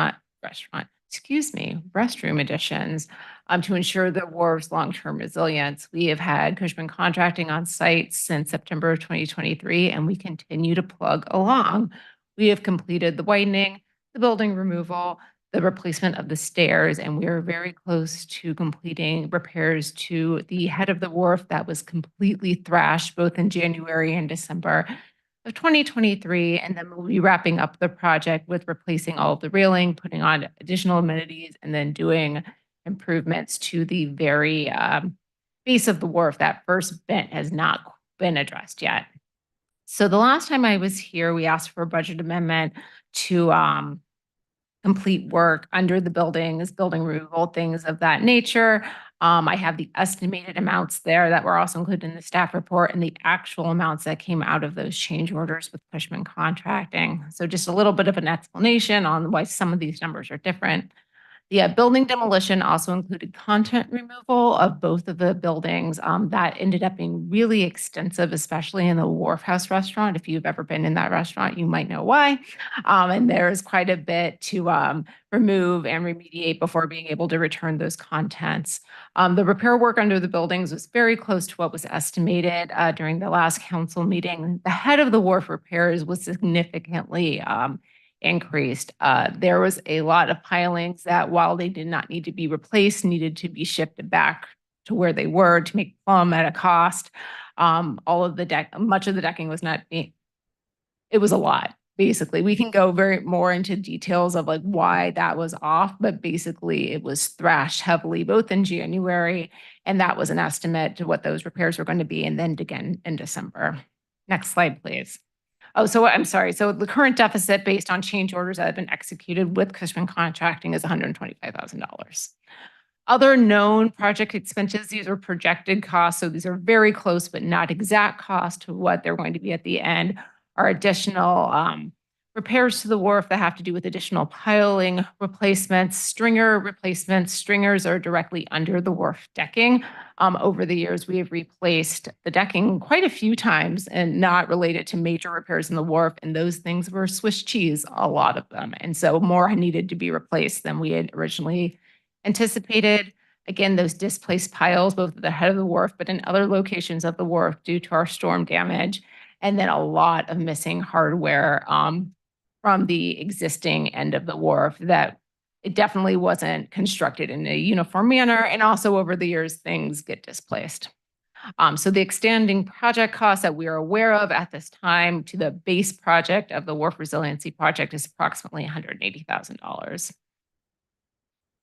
So there are other potential modifications that can be made to the project at this time. Some of them are more or less mandatory with the utilities. The utility boxes were attached to the buildings, which are now gone. And so those need to be reconfigured to have utilities out at the end of the wharf. So the estimated cost for those, including hookups for potential interim and perhaps permanent uses, is approximately $100,000. So what that includes is the utilities that are already out there that need to be addressed in some way to be in a box and accessible in the future. And then 3 multi-utility hookups for temporary use. So those hookups would include electricity, water, and sewer surfaces. 2 are proposed where the building footprints were, and the other one is proposed at the base of the wharf near the restrooms. There's a potential cost savings here if we wanted to just do 2 hookups instead of 3 of approximately $15,000. We'll get into the total costs of these modifications towards the end of the presentation. These modifications would be completed by Cushman as they are already out there doing this type of work. I'm going to invite Katie Herlihy up here to speak a bit about the restroom, as there is some history to the exterior of this facility that is currently installed at the base of the wharf. Okay, thank you, Jessica. Good evening, Mayor and Council. I just wanted to bring some clarity to the process with just the Planning Commission review over time of the bathrooms. So on this slide, the image on the top left is the option that was first brought to the Planning Commission back in May of 2023. This type of bathroom is called the Exelou bathroom. And one other option was brought to the Planning Commission. This is the vertical siding and the other was horizontal wood siding. On one of the options, it didn't show the siding going around all four sides of the building. During that Planning Commission meeting, there was a condition placed on the permit, which stated that we shall consider alternative full exteriors for the Exelou restroom structures for increased compatibility. The discussion at that meeting was really in depth about not only this bathroom, but the Portland bathroom that was at the end of the wharf. My interpretation of the condition was that staff modify the entire exterior of the restroom from the wood finish to another finish that was more compatible.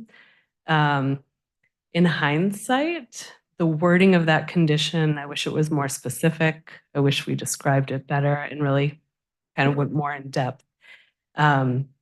The second image is showing the Exelou bathroom as it stands today out on the wharf. The exterior was modified to a flat panel finish in a light blue color. The idea was that the change would be more compatible with the surroundings, including the colorful Venetians and also the homes up along Cliff Drive. So then once the Exelou was installed out on the wharf, we had quite a few calls and questions about the bathroom. So at our May 27th Planning Commission meeting, I brought it back to the commission, and Fuse Architecture was working on the final plans for the wharf enhancements. And during that meeting, we brought back the image you're seeing at the bottom left. This is the pressed bamboo option. And then we also brought back paint options. And ultimately, the Planning Commission asked that the City Council consider moving forward. They understand there's additional cost and move forward as recommended that City Council move forward with the pressed bamboo. If we could go to the next slide, please. So here are some other options in terms of color. This would definitely be a savings in overall cost.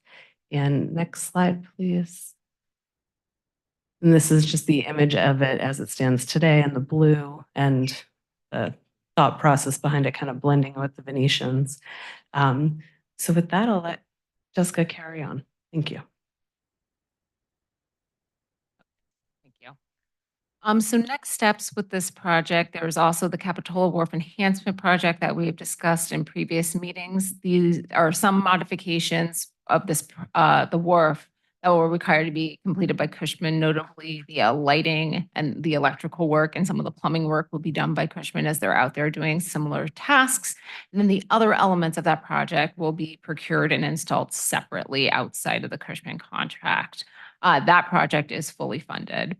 Additional potential change orders are the utility modifications and the restroom modifications mentioned earlier in the presentation, and we expect this project to be completed sometime this summer. Next slide. So here we have our funds allocated to date, the current deficit based on change orders already executed, our additional known project expenses, the temporary utility hookups, which again would be 3, 2 near the footprints of the old buildings and 1 near the restroom. Wood cladding on the restroom is estimated at approximately $25,000, which gives us a funding gap at this time with all those proposed modifications of $430,000. Next slide, please. There are some potential cost savings that have been identified by staff.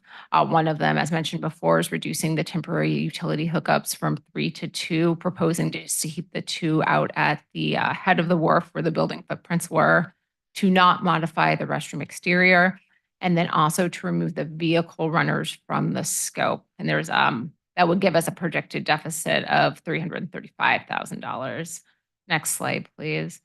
So if you don't recall the vehicle runners, because they have not really been highlighted very often when discussing this project, these are 8-foot pre-chilled fiberglass reinforced plastic sheets from Bent's 1, so the base of the wharf out to 50, so approximately where the boats used to be stored.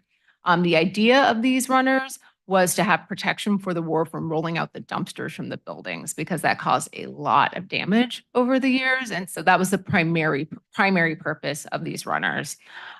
They also would serve to delineate the drive aisle now that we have a wider wharf, and we still anticipate vehicles going down there to drop boats and that kind of thing, or any businesses that might end up out there. And then it would also facilitate the easier passage of those using wheeled items on the wharf, though I will say with the new decking, that is less of an issue now than it has been in the recent past. These sheets are already procured. They are sitting out at the wharf, but they are $35,000 to install, and they are definitely something that can be installed later. Like I said, they're pre-drilled, and so it's not a heavy lift to install those at some other time when perhaps we need them more because there are dumpsters, or we can't roll over the deck boards as well as we could on year 1 versus year 10. But those are something we can easily store at the yard. And we can indicate the vehicle path by signage, which is how it was previously prior to the project. Next slide. So this is location of vehicle runners. It is difficult to see on this, but if you look at the bottom left, that is the restroom building there at the base of the wharf. And so it's on that upper portion, delineating a drive aisle away from the existing building. Next slide. So with that, the staff recommendation is on the screen. This is also the gate design approved by Planning Commission at their last meeting. The tile work there, the pretty help is not the exact depiction that is being completed by an artist that was recently approved at, was that just this Tuesday at Art and Cultural Commission. So this is a very good but not completely accurate depiction of what we should expect the entrance of our wharf to be in a few months. That I'm happy to answer any questions. Thank you. We'll start with questions at this end. Any questions, Councilmember Peterson? Thank you. Yeah. Would the vehicle runner extend the length of the wharf? Am I understanding that correctly? So it's from the base of the wharf to where the boats used to be, so not quite to the end of the wharf. And then I do have other questions. Oh, for the utility hookups. I noticed those are for temporary use. What are the chances that those are useful or usable for long-term use? Like, it says $100,000 we're going to spend and then it's going to be useless in 2 years because we're doing something else, or? So the intention of their placement was for temporary use, just kind of looking ahead what would be the most useful location for them to be now. They'd definitely be used for permanent use if the idea was to do those same type of temporary uses permanently, if that makes sense. So no, they're not like meant to like burn out in 10 years. Like, they're very much permanent hookups, but they were designed and chose those utilities in the way that we anticipated them being used in the shorter term. Right. And I guess they can be modified to some extent if like the layout changes, or we're not going to have to completely redo it if depending on whatever we do for the long-term plan. Is that right? Correct. They wouldn't sustain like a building, you know, but if it's a trailer versus a truck versus something smaller, that those would be able to be used. Okay, thank you. And do we have a cost for repainting the bathroom? Cost estimate for that? So it's UV resistant epoxy paint. So the materials are not that expensive. My guess is it's under $10,000, but that is very much a rough estimate. Likely under $10,000. I think those are all my questions for now. Thank you. Thank you. Vice Mayor Brooks? Thank you. So I guess my question is around the budget and really where I'm trying to think back to what we have in our remaining budget and what we really have to spend, and knowing that there's going to be more things. This is what we anticipated with this project, right? More costs, it's going to keep coming. And I just think like overall, for us to give direction in terms of like what's going to be the cap, right? How much do we have to spend, or do we get to continue to spend to be making these adjustments? And I think we need to be really clear with our appointed planning commissioners in this, and being real about how much we can continue to spend on mishaps of, the side walls for the bathrooms or getting rid of things or adding things. I just want to be really mindful of that. So I'm looking to our city manager for some input here. So I may have misunderstood the question. I thought you initially were asking kind of what would be the source for the funding, but I think maybe It's two-part. Yeah. Okay. What's the source and how much do I really have to spend in this year's budget and the next year's budget? And, I'm looking at a strategic plan here for, I want to give the wharf $3 million to be the best, but I want us to be really mindful. And what I don't see here is like our budget and what we've approved and what we've made our goals for the next years and so forth. So how much do we really have to spend? Where's the money coming from? And potentially how much do we have left after spending this? So 3-pointed question. so. The proposal to fund the $430,000 included a number of different sources. One was the generator project that we recently completed here in the upper lot where we now have backup power. Next time we lose power during a council meeting, we don't get to go home. There was some extra funding in that. In addition, the Stockton Avenue Bridge, you may recall, council put $350,000 into that project. In addition, we got $500,000 for the Stockton Avenue Bridge through the assistance of Senator Laird.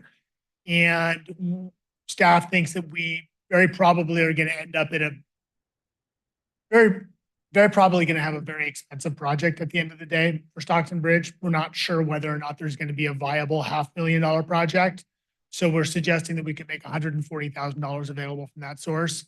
And then in the facilities reserve, there's a balance of a little over $400,000 and we could use $200,000 for the wharf. So those are the proposed sources of funding. You will recall that kind of with the goal process that we went through, we were essentially down to our $500,000 fund buffer in our general fund. So there was no more general fund kind of that staff was prepared to recommend. I think embodied in your question potentially was, is this it? Like, are we going to be back in front of you asking for more for the wharf? And so it's a conversation the Public Works Director and I have had. And the answer is, this is it. That is the intention. I will say with large public works projects, there is always a cleanup at the end every single time. Hopefully it's only $20,000.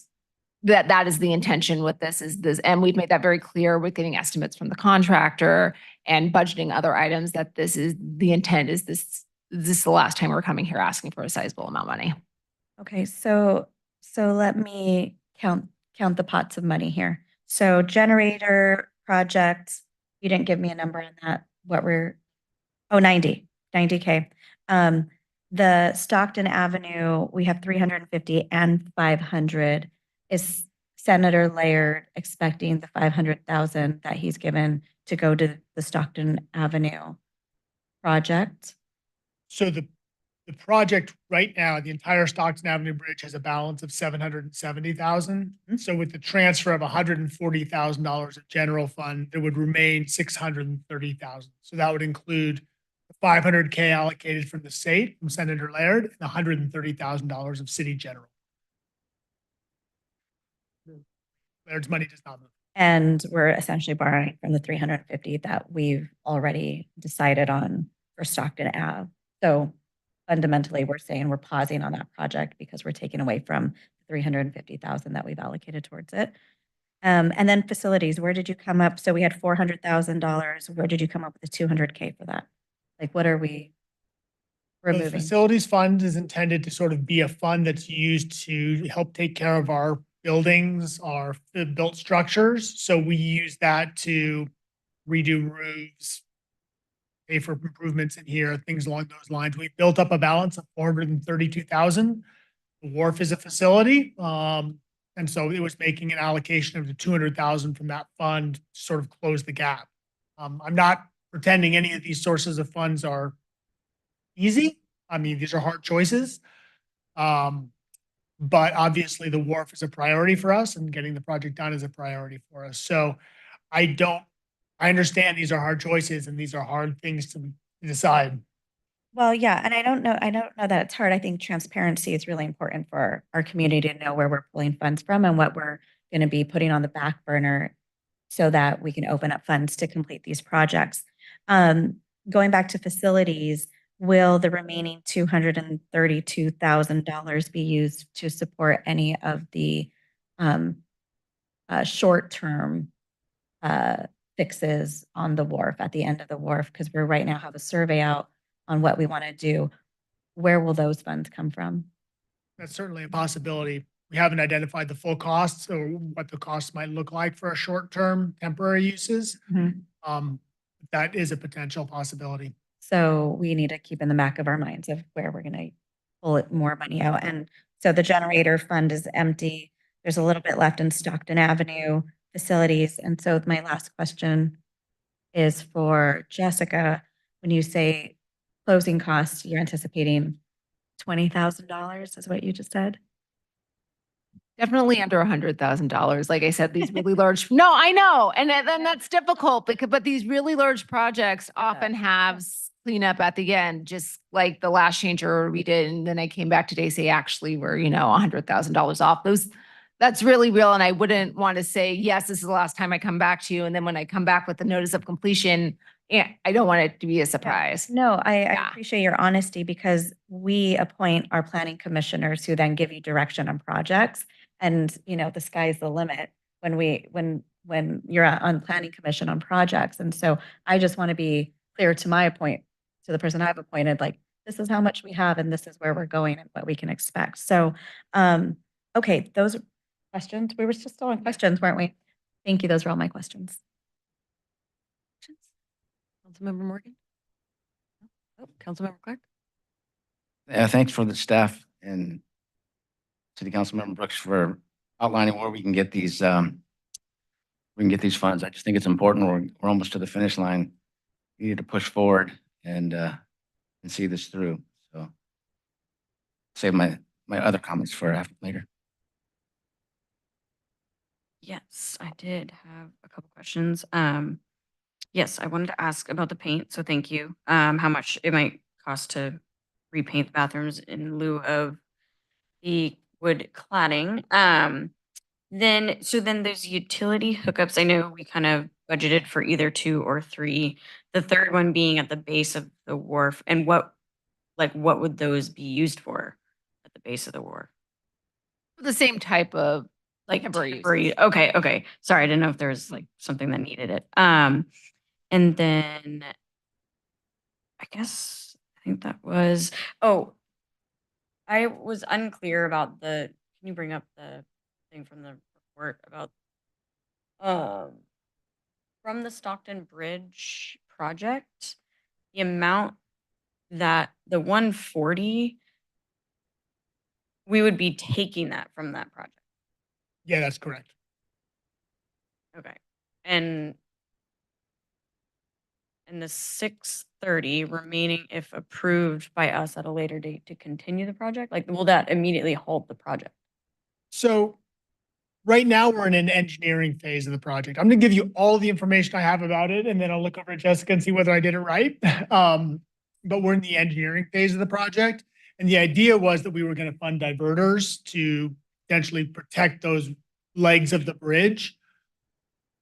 It may or may not be a feasible project. It may be that at the end of the day, the only feasible long-term project is a clear span bridge. And so right now we have the funding to complete the engineering work, and that'll get us to the next phase then. And beyond that, I need to turn to my public works director. That's correct. So the intention of the amount that we got from sponsored by Senator Laird was to complete this engineering study, complete design projects, and build diverters.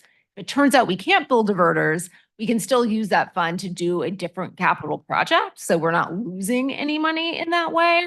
And it's highly likely that that's where we're going to end up. And then I guess in regards to the cleanup costs, why wouldn't that be considered in the original bid for the project? I guess maybe when I mean cleanup costs, it's just there's always something where I estimate that a change order is going to be $100,000. It ends up being $103,000. So it's just things that when you actually like loose ends. kind of Yes. Stuff. Mhm. Okay. Okay. I think those are all my questions. Thank you. Really appreciate your work. I have one follow-up. You said that the $500,000 from our senator can be used on another capital campaign project. Did you mean that, or do you mean it can only be used on Stockton Bridge? I'm sorry, a different capital project for the bridge. Thank you. Yes. Okay. Uh-huh. I do not want the community to think Yeah. that we Yeah, can yeah, yeah. shift $500,000 to another project. Thank you. All right, I have a couple quick questions. And one is kind of unrelated, but now I'm curious. When you're referring to a clear span bridge, you're referring to a replacement of Stockton Bridge that doesn't have any barriers to debris flow underneath it, correct? And that would be the reason for replacing that bridge? Okay, thank you. The hookups we're referring to, the bathroom that's already there, is that already hooked up? So we're talking about 2 or 3 in addition to that, or? Correct. Okay. The CWEP improvement items, those are all paid for, the installation's all paid for. We don't expect any more change orders in that regard, correct? So that project has a $650,000 budget consisting of monies from the city and then monies from the fundraiser, and the whole scope of that project fits within that budget. Is completely funded. So we don't expect any more cost overrides in that regard. This is all, okay. And then this is kind of just more hopeful, fun stuff. Is there any chance that we expect that this project will be done by the Wharf to Wharf on July 28th? Likely not. Perhaps right. shortly after, but July would be very, very ambitious. Let's make it a goal. It would be fun. There was another hopeful note that we did strike in the staff report. Is that we are still working with Cal OES and FEMA on some recovery. So there is the possibility that some of these costs can be offset. I think it's not insignificant possibility. We didn't really want to highlight it because at this stage, it's not a certainty. But if we want to strike hopeful notes, there is the possibility that some of these funds could be offset by Cal OES due to the damages we got this December. And then one final question. If the cleanup loose ends, I think our authority for city manager to make change orders without coming to the council is what, $25,000? Well, I think the authority actually is higher. The problem is that we'd be out of budget. And so. Oh, for the total project. Yeah. So for example, if you guys authorized us up to 430 and then took, 2 items off of our kind of cost reduction list, we may be able to clean it out without having to come back to council. Or if we authorized right now for you to take another $20,000 out of the facilities reserve, and then if it's more than that, you'd have to come back to us, but otherwise we'd authorize you to move forward so we can just be done. Yeah, the one thing is though the council does need to close the project out, right? Isn't there a formal notice of completion of the council files? Yes, there is. I would say if we were fully in budget, that'd just be a consent item though. Yes. A little bit of time. Worth considering. All right, any further questions? Okay, seeing none, we will open this up to public comment. Are there any members of the public that would like to address the council on this item?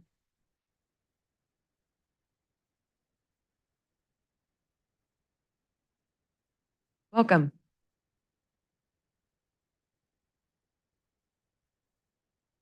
Good evening, Mayor Brown and council. I wanted to thank the council, Jamie, Jessica, Katie, city staff, and the community for working together and supporting the Wharf Enhancement Project. This has been a long process and with many community meetings and over 1,000 survey results and responses. CWEP's main goal is to work with the community and was to listen to the enhancements that they wanted funded by their donations. These enhancements that Fuse Architects has illustrated is going to make the wharf absolutely amazing. It's going to be including new lighting, benches, tables, trash receptacles, viewing stations, a new fish cleaning station, and some mosaic art features that Kathleen Cussetti and other local artists who have worked with her have designed. The final phase of the enhancement and these artistic features, we wanted to make sure and that the community had an opportunity to participate in that. To bring that together to have an opportunity for the community to come together, we needed a place to assemble those. We reached out to Marlon Geyer and Brian Kirk at the mall, and they have donated a public space for us to use, and the city has reached an agreement on, so the community come together and put together these mosaic art pieces so that everybody feels like they're a part of the whole project together. And with that, we'll make sure I know the city will be doing their notification, but we as a group will be reaching out to, senior centers, the mod in the mall, the schools and other local agencies to make sure that the people are involved in that whole process. So it's a whole community process when those artistic features are put together on that. So please watch for those dates that are coming up. I know Jessica is working great with the Kathleen and her group, and there's going to be a schedule that will be posted on when the mall, I think they'll call it the studios, opened up, and for the people in the community to come together and to kind of assemble those final things. So just in closing, I just wanted to appreciate, I know it's been a long process, but I think, the winner in the whole thing is will be the community with these enhancements that are done on the amazing wharf that will be hopefully resilient for years to come. So thank you so much. Thank you.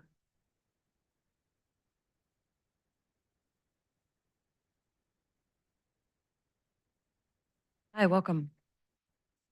Good evening, Karen Hanna. My primary concern right now is the bathroom. To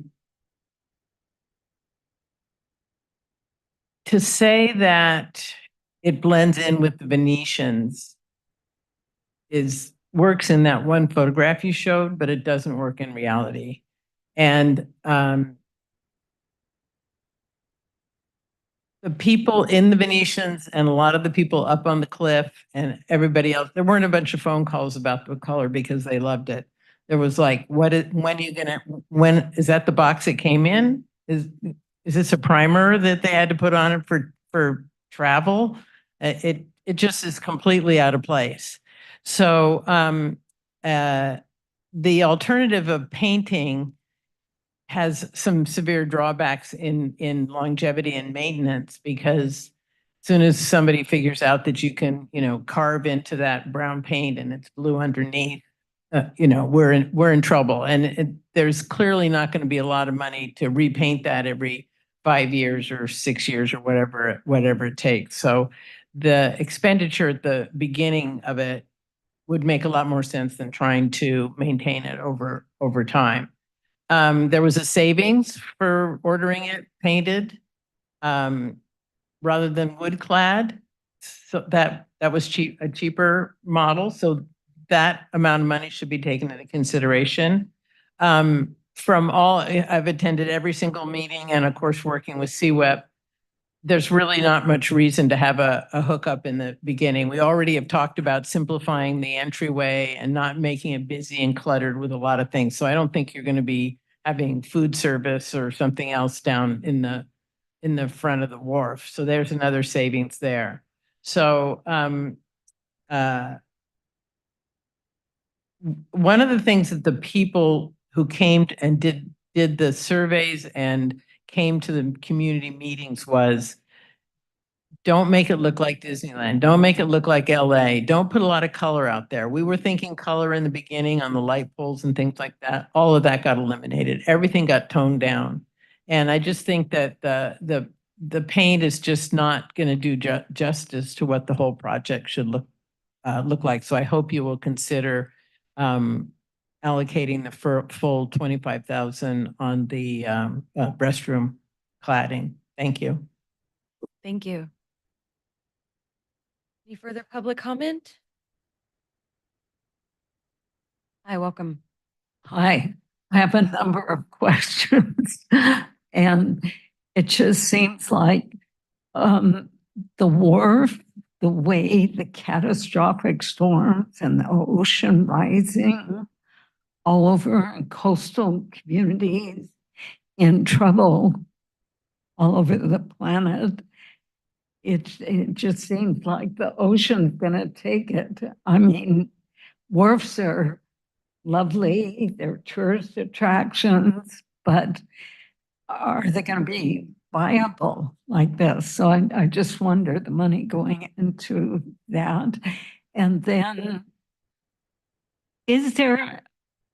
I drive on Stockton Street.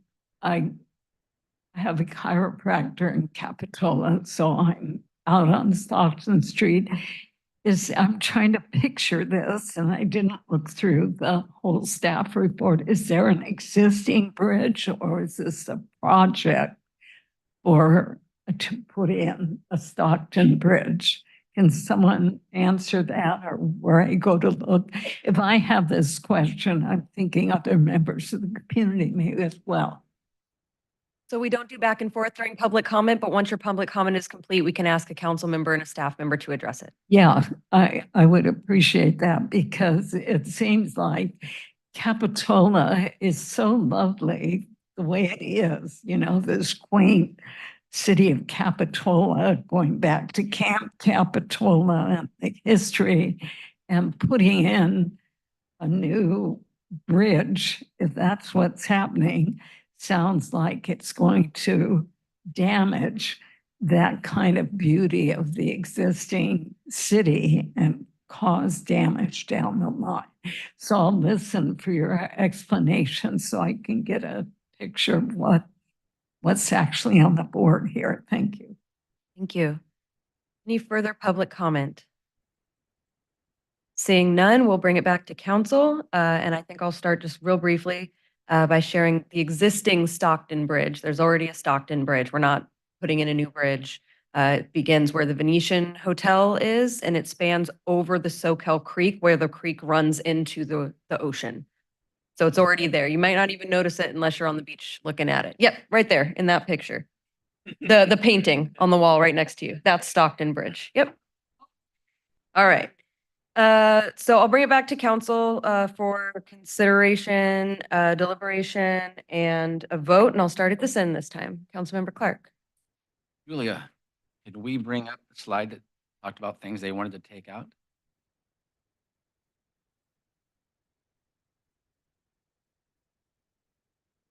Cost saving option.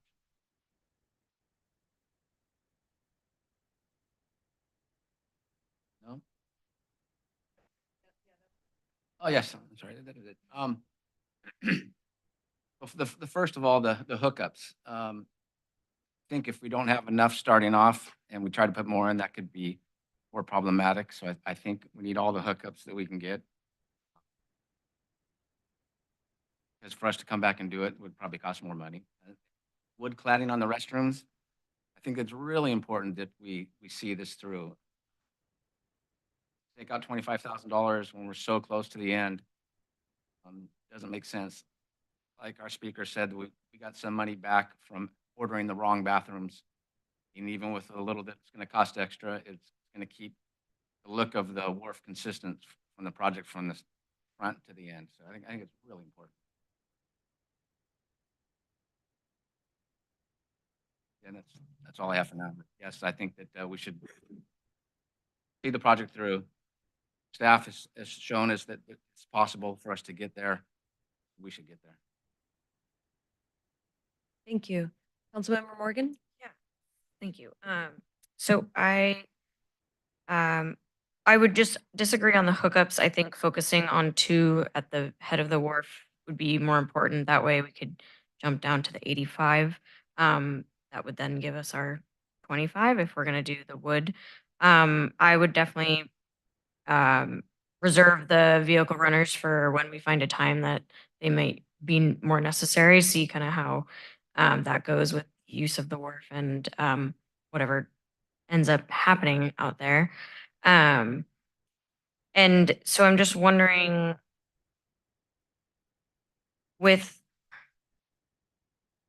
I'm not a quick math person, so I'm just looking. So if we did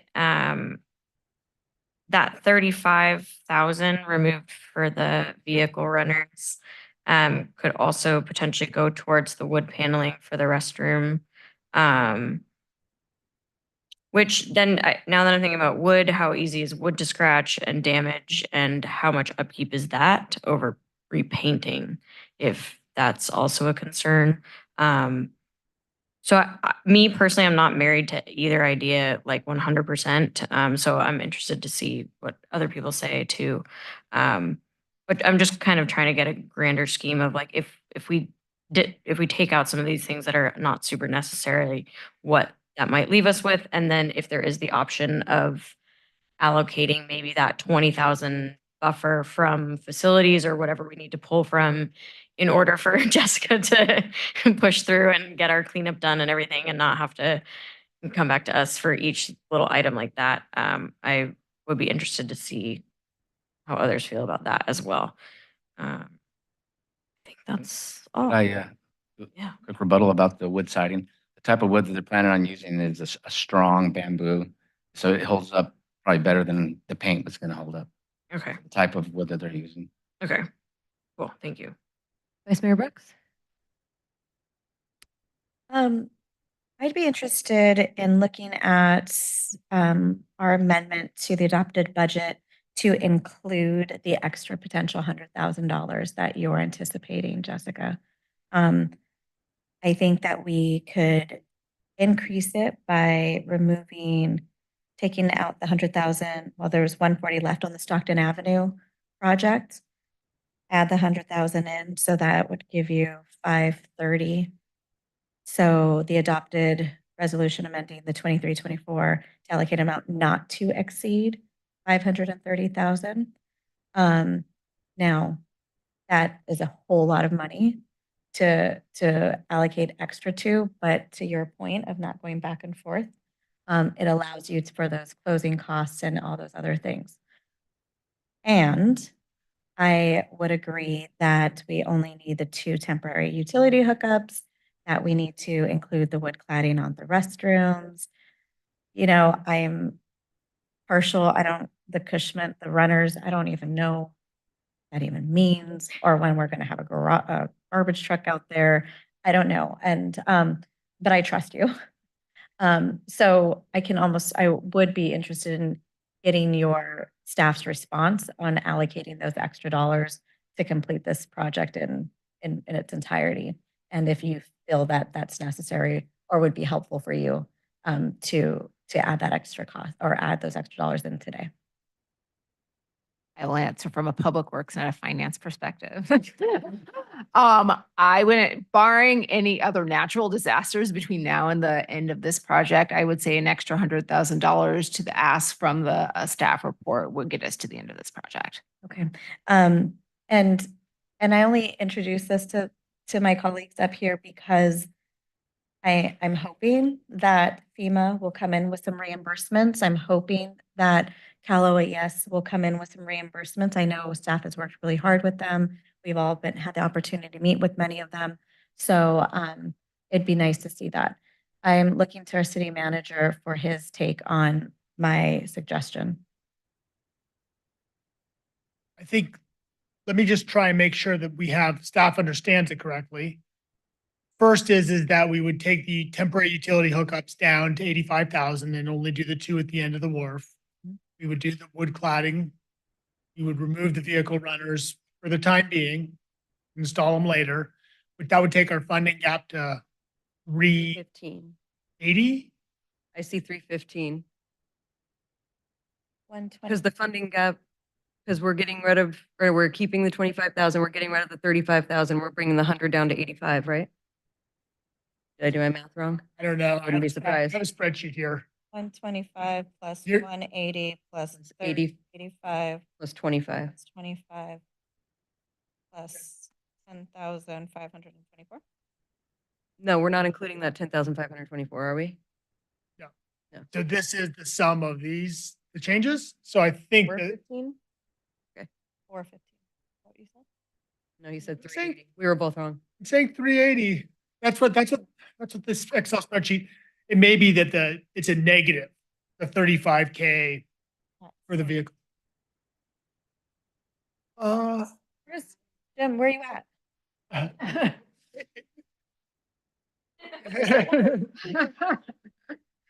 My calculator apparently is very broken. I will not be helping my daughter with math this evening. So No, I'm getting 415. Yeah. 125 plus 180 plus 85 plus 25 is 415. with a $35,000 credit, Minus 30. So you're adding 35? it's a $35,000 credit, Ew. 380. Oh, I see what you're saying. Okay, I Mhm. see. Okay. So we were all right. I just wanna make You were that- all right. We were all You were right. right. I like to So- go with that. Okay.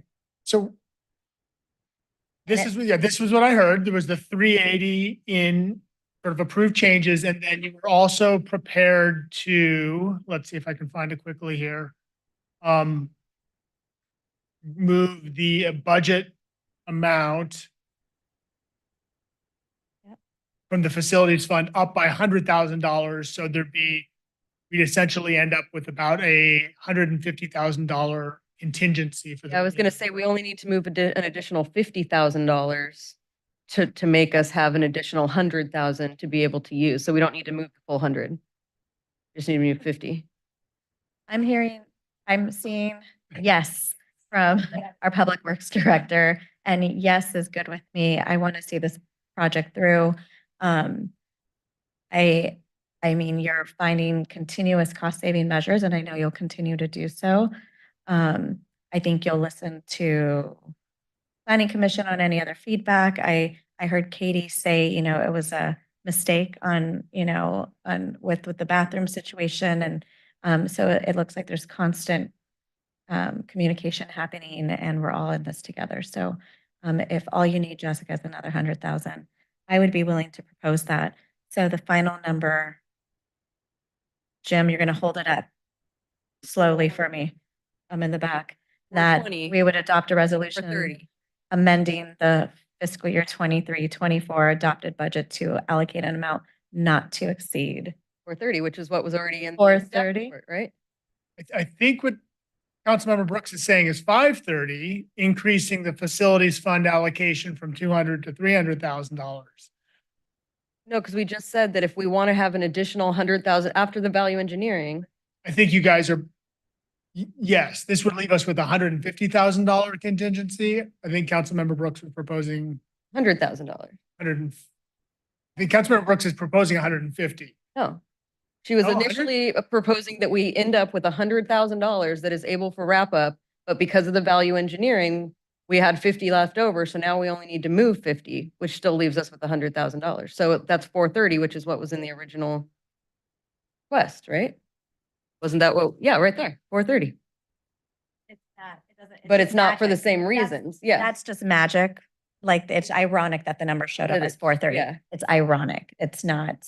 You don't need to It's change not anything purpose. in what we're requesting in the resolution. Yeah, in the resolution. can It's try just the again. way that. Can you give us maybe just like a minute and a half, 2 minutes, just to make sure the goal here is to have $100,000 left Yes. after these changes, correct? Correct. Yes. Okay. Give me just 1 sec. Jim. Help him out. 480. 480? Oh, okay. So, 80. okay. Yeah, because we're. So yeah, it's we're another 480. 50, that's right. It's 480, and the amount from the facilities reserve would be $250,000. Facilities reserve, 250. Yeah, Yes, this goes up 50,000. The total amount goes to 480.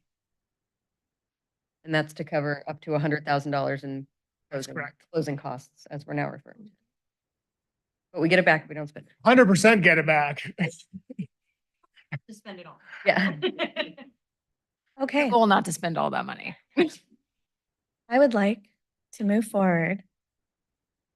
I'd like to adopt a resolution amending the fiscal year 23-24 adopted budget to allocate an amount not to exceed $480,000 in funding for the wharf project or additional project expenditures, with notes that we will be reducing the temporary utility hookups. We will be adding the wood cladding to the restrooms, and that we will not be removing the vehicle runners from Cushman's scope. That is my motion. I'll second. I'm allowed to second. Yeah. I have a comment. I know, we're not, yes, go ahead. We have a motion and a second for the sake of discussion. Go ahead. Yeah, I'm just personally not prepared to reallocate the $140,000 from Stockton Bridge project for these purposes. As in my mind, Stockton changed it to only 50,000. You confirm that? So the motion on the floor is 140,000 from Stockton Bridge, and then That's what I thought. Okay. because, and I'm not going to, approve this motion or vote for this motion personally because, in my mind, the Stockton Avenue Bridge project is a safety and disaster preparedness project. And the wharf enhancements are aesthetic and bells and whistles on the edge of this project. Not to say that they aren't important, and I wouldn't love to fund them, but I'm not prepared to take it from what I consider a safety project. Thank you. I'm going to comment. So I hear what you're saying, Councilmember Peterson.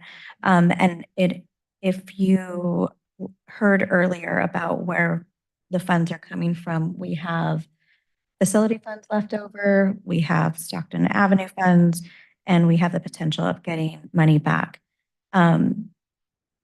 This is not about not thinking about safety. We have the opportunity to continue to work with our state officials. This is our opportunity to continue to work with our federal officials and to really work with FEMA on this.